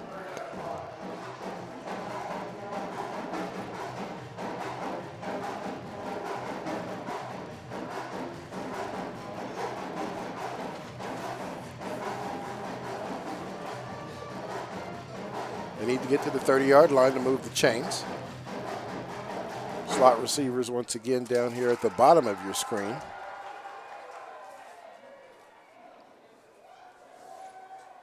Rollout. Able to put that ball, not able to bring that in. Zeke Smith in his hands and out of his hands. Nice little athletic catch, though. He kind of had to contort his body to bring that one in.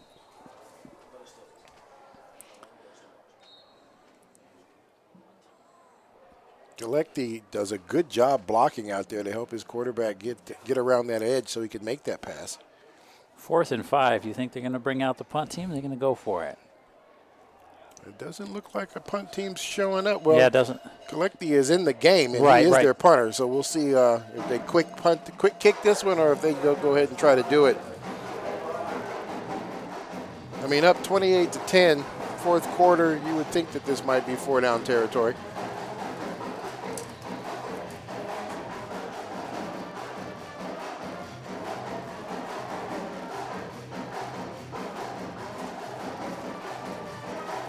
And it does look like they are going to go for it. This time they come out in slot receivers on either side. Pistol formation. Drops back. Trying to find somebody to get that ball to and not able to. Almost picked off there. Yeah, knocked down by Grant. Steps in front of that Grant. one. Yeah. So with that, Kelso is going to turn the ball over on downs. Another good defensive stand there for the Plainsmen. The offense has definitely got to help the defense out right now in this particular series. Well, and whereas, Kelso was looking to burn time off the clock, Evergreen isn't afforded that luxury. They need to strike and strike quick. Yeah, but sure do. Because they've had some problems, without that no-huddle offense, that might hurt them a little bit. Yeah, they sure have. They sure have. We'll see here. So they're set up here, getting ready to run the play in from the sidelines.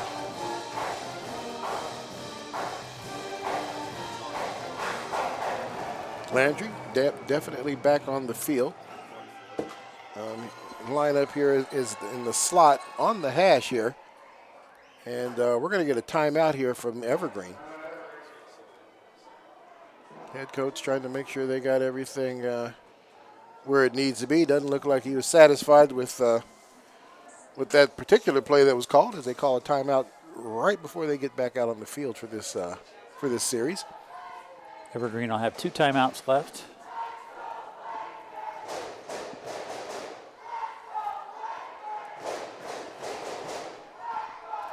So remind everybody that we do have a second game tonight that is going to be the Heritage Timberwolves against the Battleground Tigers. That ought to be a pretty good contest this evening as well.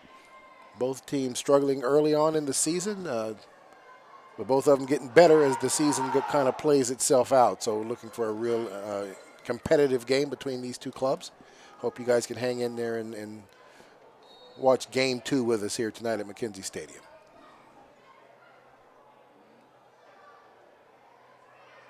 Two receivers set.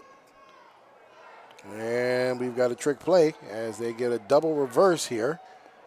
And Kelso all over this. Just too many men in the backfield for that play to be able to do what it needs to do. You got to keep those guys on the line of scrimmage, because that's a slow developing play, Right. double handoffs in the backfield. When they're moving right along with the ball. Yeah. So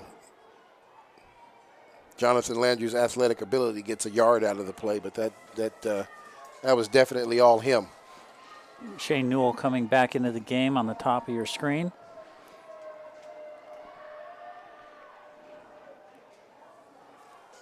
Grace with a rollout. Throws that ball back across the middle, which is always dangerous. Almost intercepted there by Colby Cooper. Right there. Intended receiver is actually Jonathan Landry.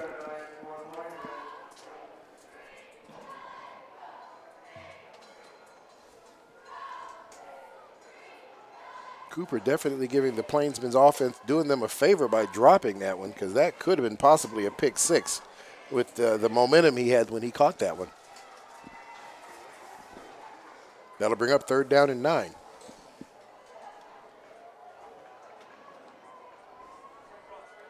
Steps out again.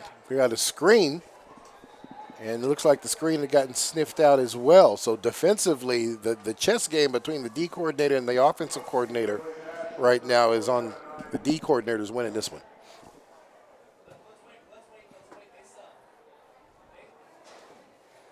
Let's see here. So that brings up 4th down and 9. And they haven't run the punt team out there, but the quarterback does punt, so it could be a quick kick. We'll see here. And there is no, there isn't anybody in the backfield, but, well, they're going to bring, that's going to be Newell. Quarterback is going to drop back. Tries to force that in there, and this time it does get picked off by Cooper. And Cooper's going to get it and run back the other way and go out of bounds with the ball. So Crace tried to force that one into the middle of the field. Landry covered by 3 defenders. Yeah. Well, and there he is, gingerly walking back. Yeah, he gets up a little slow after that. After that play, I mean, he took some big collisions on that one. Colby Cooper right there with a bunch of great plays on both sides of the ball. Yeah, sure has. Real quickly. Sure has.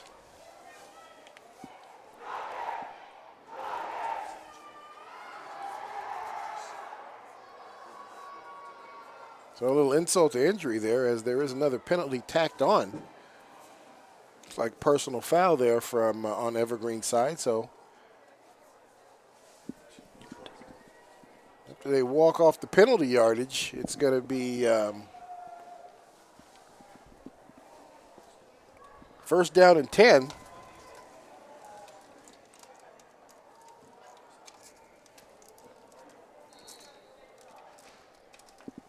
On the 15-yard line, it looks like. And they do their own trick play, and Cooper is going to get all the way in. Then there's the official call there by the referee that is a touchdown. So trick reverse on that. Cooper actually gets the ball, takes it to the short side of the field, and and then it's a race to the pylon, which he wins, as the score is now 34-10. It's almost like they were rewarding him for making that interception yeah, that turns sure it were. over. So why don't you have a touchdown?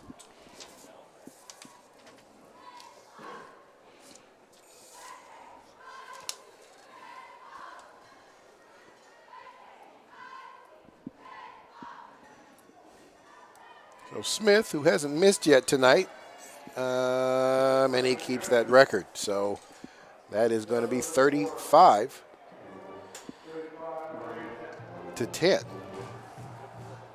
Evergreen down now by 25 points here.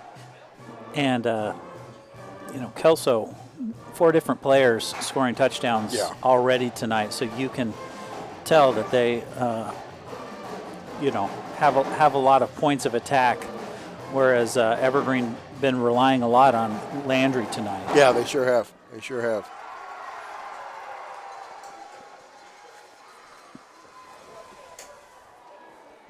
Kelso definitely came out here with a game plan that seems to be more successful than the Plainsmen. And like we said at the top of the game, Kelso was favored to win this game not by quite as big as a point spread as we see here tonight, but Evergreen was going to have to come out here and essentially play mistake-free football, and it looks like now this is going to be week 2 where they kind of let themselves not stay disciplined enough and string together enough good plays to create a win.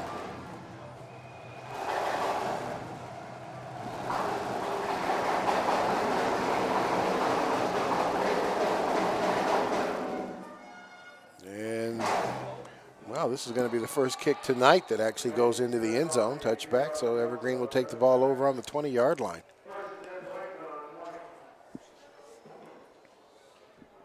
Last 2 series, Evergreen has thrown picks, and we'll have to see how this series plays itself out.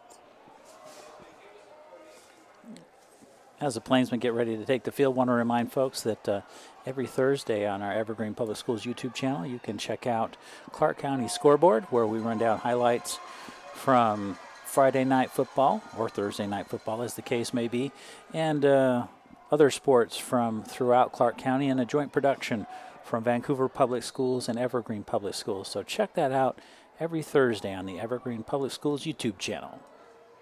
All right, good deal. Good information. That's cool. Nice handoff to Norton. Norton does a great job just moving his feet and finding space. Gets that ball down to 37-yard line. First down.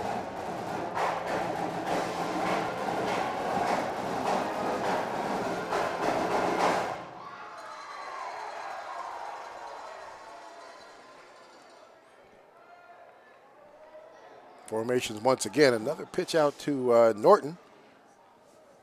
Norton not able to find the edge really this time. He'll make it down to about the 40-yard line. Looks like he'll get 2 out of that.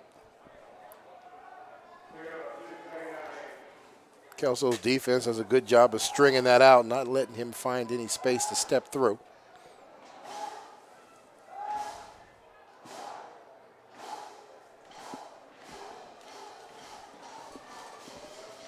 We got slot receivers there on the far side of the field. Lane handoff.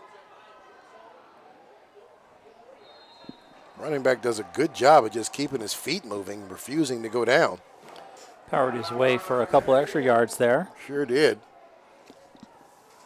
Norton now handled the ball on 3 consecutive possessions there, or 3 consecutive downs, I should say. He's going to come out and take a breather. He's going to be replaced.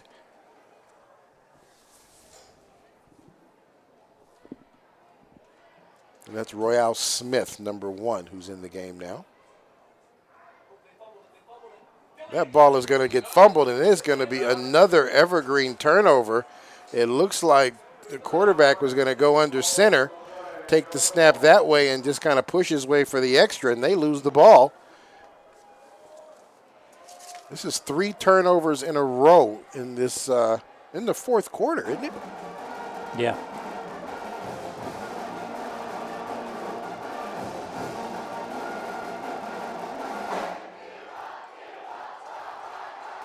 That's number 42, Chase Dillahay, is the one who jumps on that one.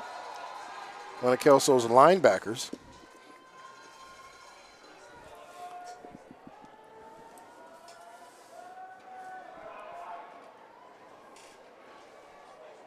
So we got another timeout here.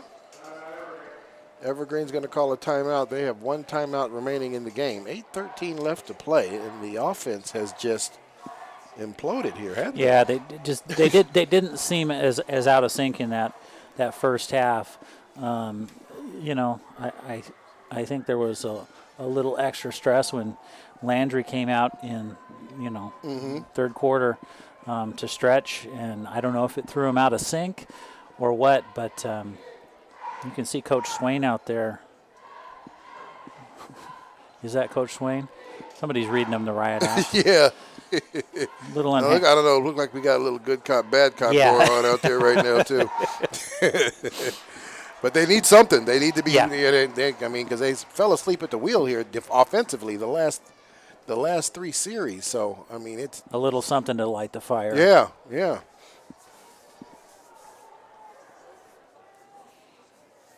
So Evergreen's defense back on the field after their pep talk, if you will. Kelso back on the field as well.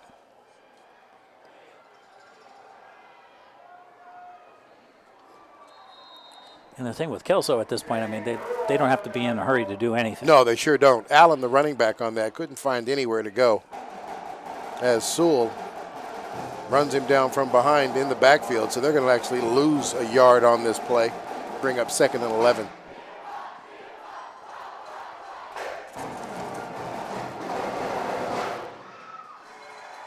Easton Marshall now reports into the game. Marshall only a sophomore, so some young guys getting some playing time here on Friday night.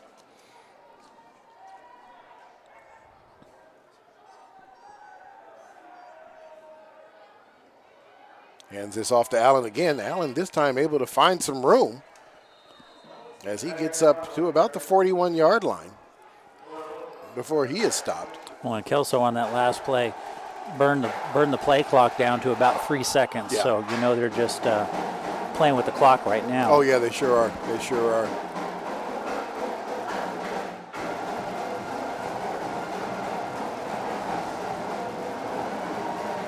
Mason Smith checks into the game as well. And doing the same here. Play clock down to just 10 seconds at this point.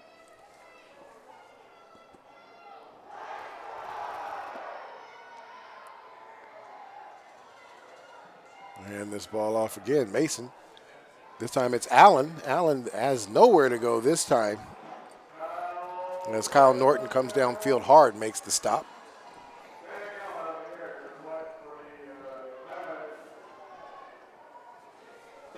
Allen takes the handoff, runs that back to the weak side. So I'm not quite sure if that was designed or broken because his fullback, House, went the other direction and kicked out that outside backer for him. So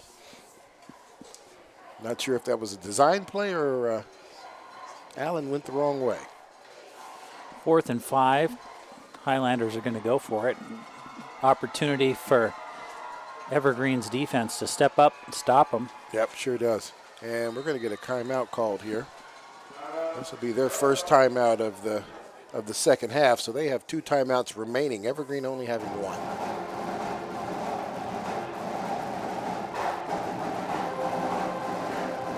So 4th and 5.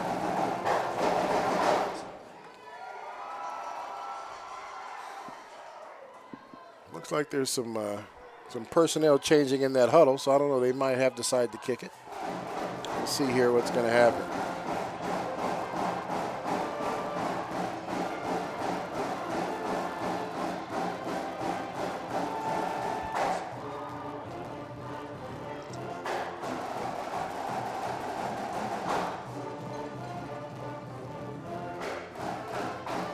And Kolecki is in the game, who is their punter. And it does look like they are going to go ahead and punt this one away.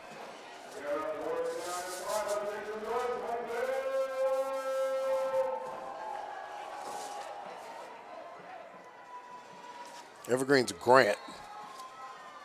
He's got to back up around the 10-yard line to receive this punt.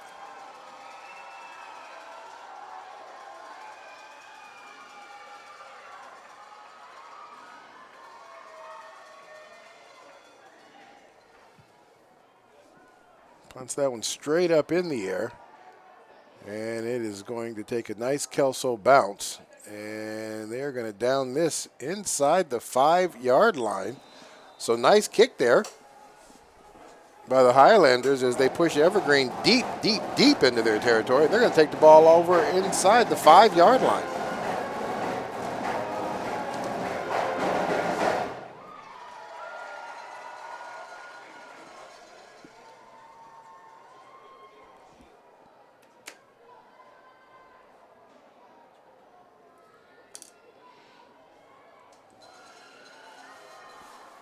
So we're down to a minute, 5:39, I should say, left to play in the game. Evergreen offense not having a very good fourth quarter at all.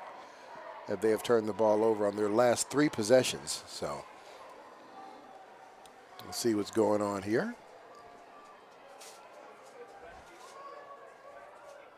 Missing their guard from the far side, but he's in the game now. The ball's going to get handed off to Norton. Norton trying to find some space. Looks like he may have got a yard out of that, may get back to the 5-yard line.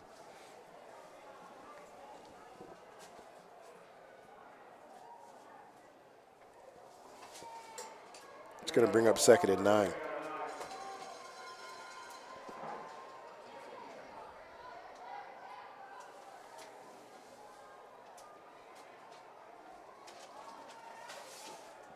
Drops back. And that's going to be Landry, the intended receiver. Timing route has only a 3-stop drop there. I should say 3-step drop. Let that ball go before Landry was out of his break, just a little too high for him to get to it.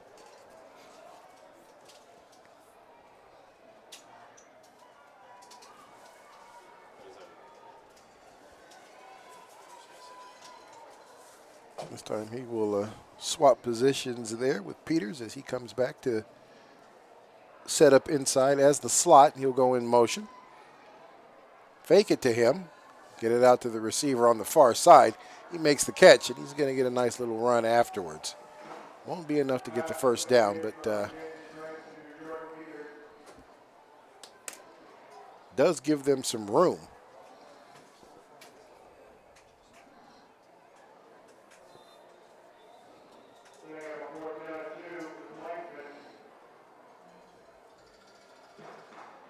Fourth and 2, so it actually looks like they might go for it.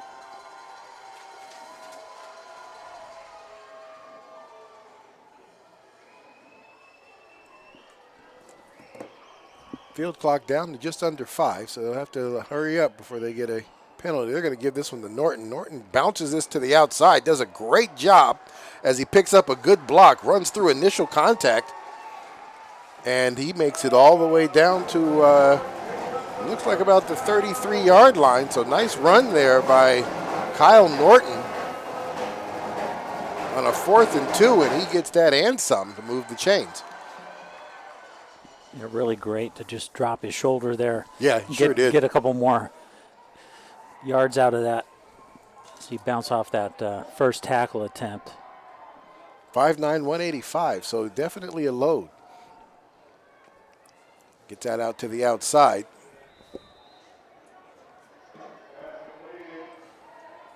Landry makes the catch. Cooper right there to make the stop as the ball is caught.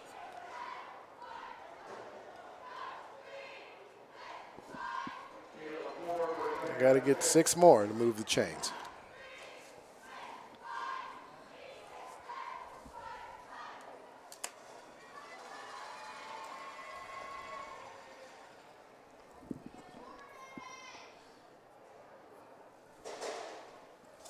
Looking at the sidelines, trying to pick up this second play here as the clock continues the run. Evergreen eating up a lot of the clock as well, as now the play clock down to 1. They get that one off just in time. Just in time. Peters is who they're looking for. Tries to come back and pick that up. Good defense there by the Kelso defender. Pleading for a pass interference call, but I didn't see it. No, there wasn't one there. Official didn't either. Connor Noah running stride for stride there with Peterson. Peterson tried to come back and get that, not able to bring that one in. Now to bring up 3rd down.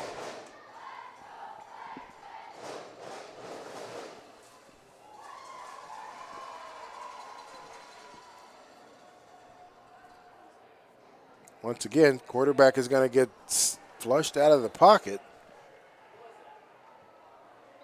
Looks like he may have gotten back to the line of scrimmage.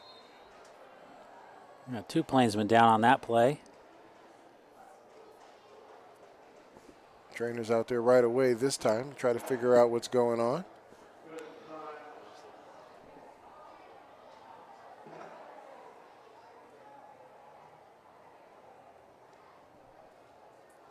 See what's going on here.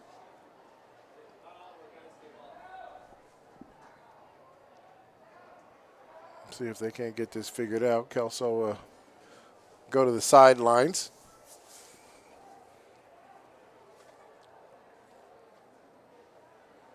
I don't know if these two ran into each other or how that injury happened, but they were in a crowd.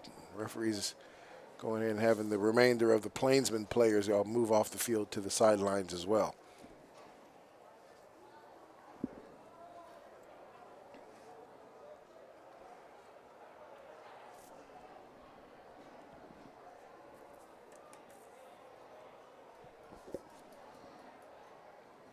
Now one of them has gotten up, looks like, so that's or sitting up, I should say.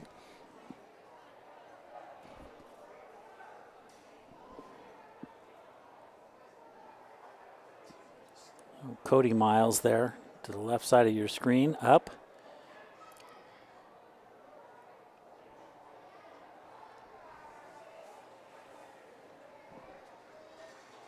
Okay, that actually was the quarterback, so let's hope he's going to be okay as he walks slowly off the field.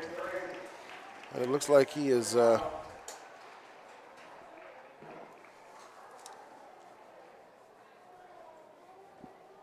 putting decent pressure on both legs as he walks off. Well, hopefully he's going to be all right.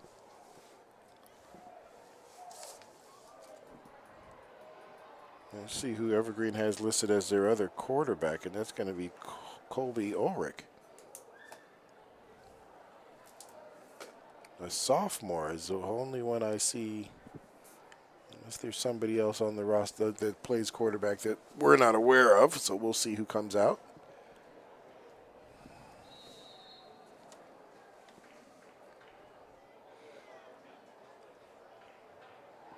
And they're going to have Landry in there for quarterback right now.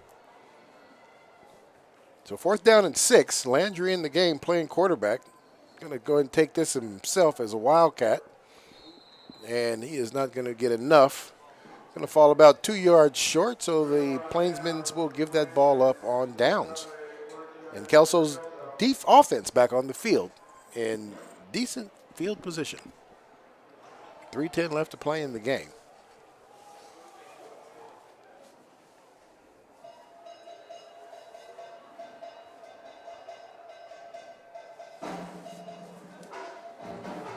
Quarterback down there on the training table, still being attended to.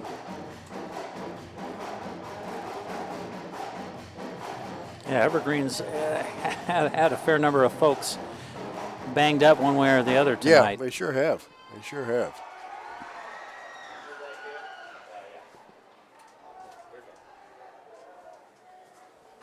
Hands that ball off. New quarterbacks, new running backs. Nice run there by the Kelso running back as he just refuses to go down. Gets down across the 20-yard line, almost to the 15 before he is stopped. Looks like he'll make it to about the 17-yard line.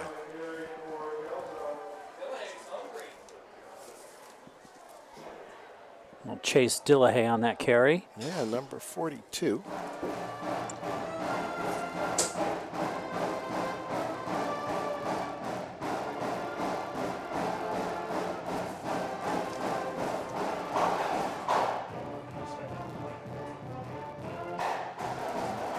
It looks like Logan Hyatt's in the game now as a quarterback, number 6. He's also a sophomore.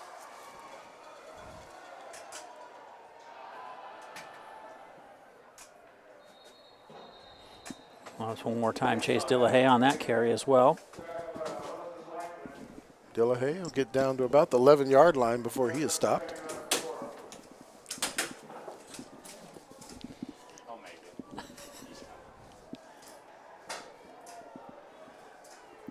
Second down and 4.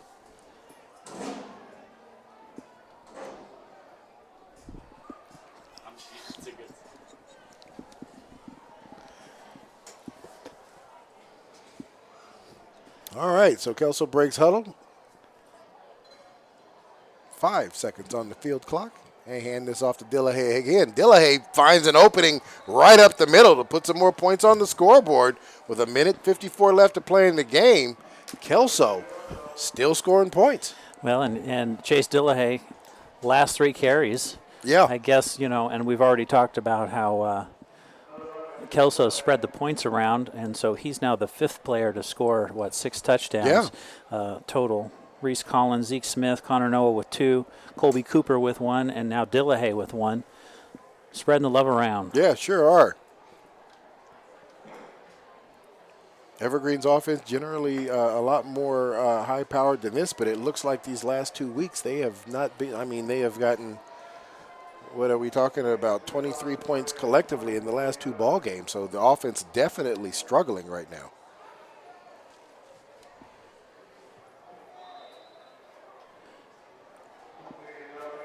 And Smith able to hang one more on them as they push the score to 42. Well, and while I'm mentioning how many touchdowns have been scored, Mason Smith has been spot on all night as well. Yeah, he sure has. So every extra point's been good. Mm-hmm. So he's got 7 points unto himself. Right, all by himself, yeah. So great job there by the Highlanders.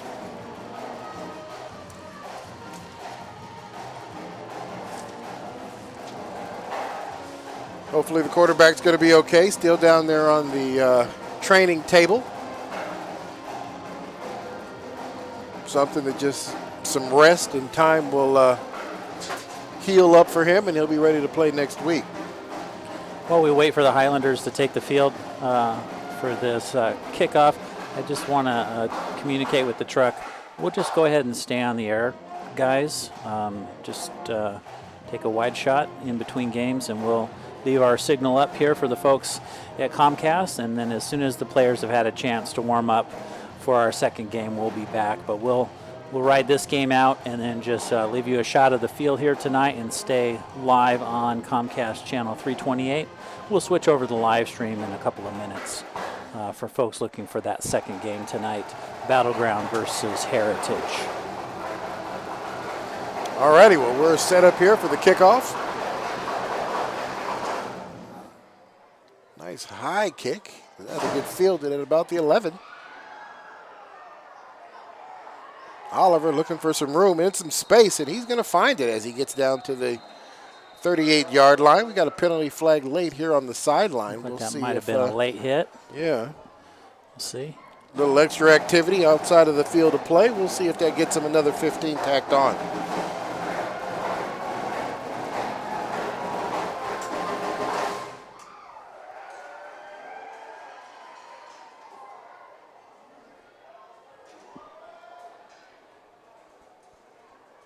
There was also a flag in the middle of the field, so we'll see if that might be a holding or a block in the back, so we'll see what they ultimately call here.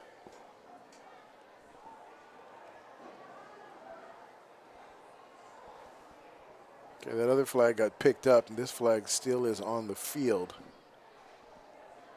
at the 38-yard line.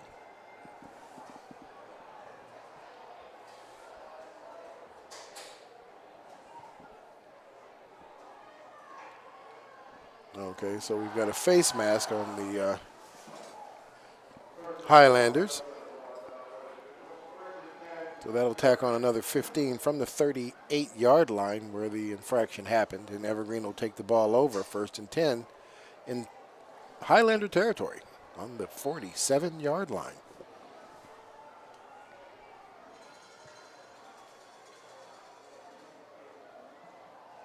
So Landry is going to be the quarterback, it looks like, for the remainder of the game. He hands that ball off. Shot is Grant. To Grant. Grant barely gets back to the line of scrimmage here based on where the official's standing. We'll see where they actually put the ball down.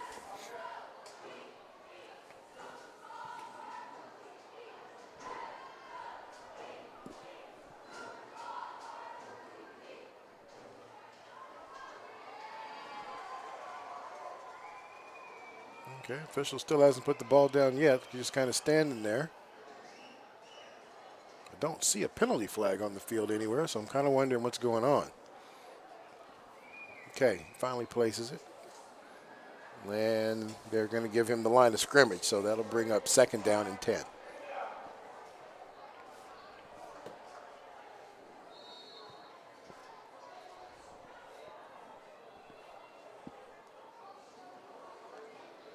And that'll be a penalty flag. Too many people moving on that play.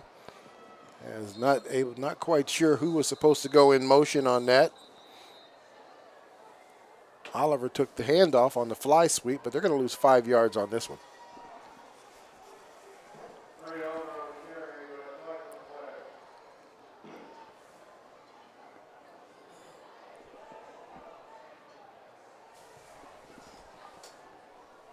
Clock stopped at 1 minute and 30 seconds left to play.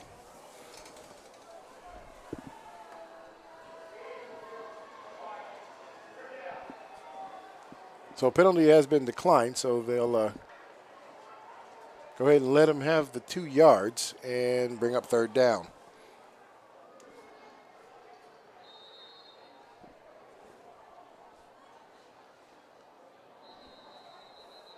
Now we've got movement there, but it looks like that might have been the guard on the far side for Evergreen.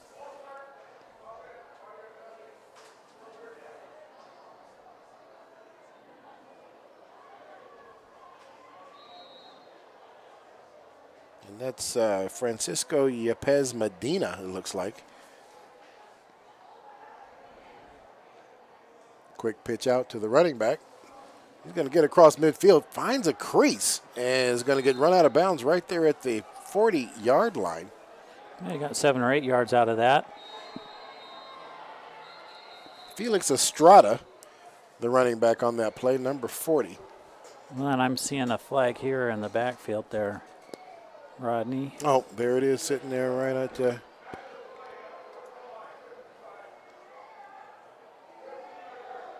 so unsportsmanlike conduct on one of the linemen for Evergreen, number 55. And that is going to be Jackson Lombardi.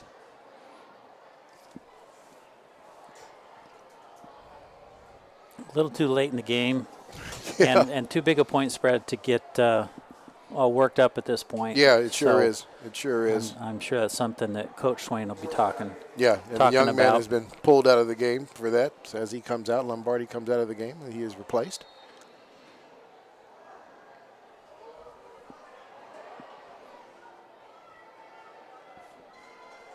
Fourth and a lot. They pitch that out to Estrada again. We got a penalty flag. Estrada gets down to about the 43-yard line before he is wrestled down, but there's a flag on the play here. Location looks like it might be the holding variety, which will bring this back. And that's, of course, exactly what it is. One last chance for Evergreen because that was going to be a turnover on downs because it certainly wasn't enough to move the chains. Well, it looks like they're going to decline it, and, Yep. and Kelso will take the ball over.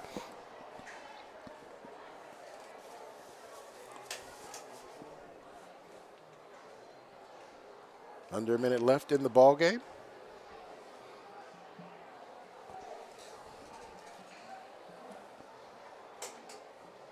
Battleground and Heritage set up for both teams standing in the end zones, waiting for this game to end so they could take the field and get ready for their contest this evening. Game 2 of our doubleheader tonight. There's the T-Wolf himself. Yep. Or herself. As they prepare themselves for their game tonight, hopefully their second win. Kelso not planning to run any more plays other than just allowing the clock to run out. Terry the T-Wolf. Terry the T-Wolf. There you go. I've figured it out. Terry the T-Wolf has a Twitter account. Ah, okay. There you go. And so once again, we'll just stay on the air here for folks watching on Comcast channel 328 and be back in, what do they have to have? At least 25 minutes between the like game. that, yep. So we'll be back in about half an hour for the second game of the night, Battleground versus Heritage. And I will, as soon as this game runs out, we'll say goodbye for now, and I'll run down to the truck to switch over to the live stream for those folks who do not have Comcast at home. So as they make their way to the 50-yard line and walk down the middle of the field to shake hands and congratulate each other on a well-played game this evening on both sides of the ball and both sides of the field. So I want to thank everybody out there in Kelso land for joining us. Hope you guys enjoyed the game. Kelso came out here and put it on them, 42-10. This is Rodney Lawrence with Matt Griffin. This is EPS Sports, and we'll be back for Game 2. Can't wait to see you.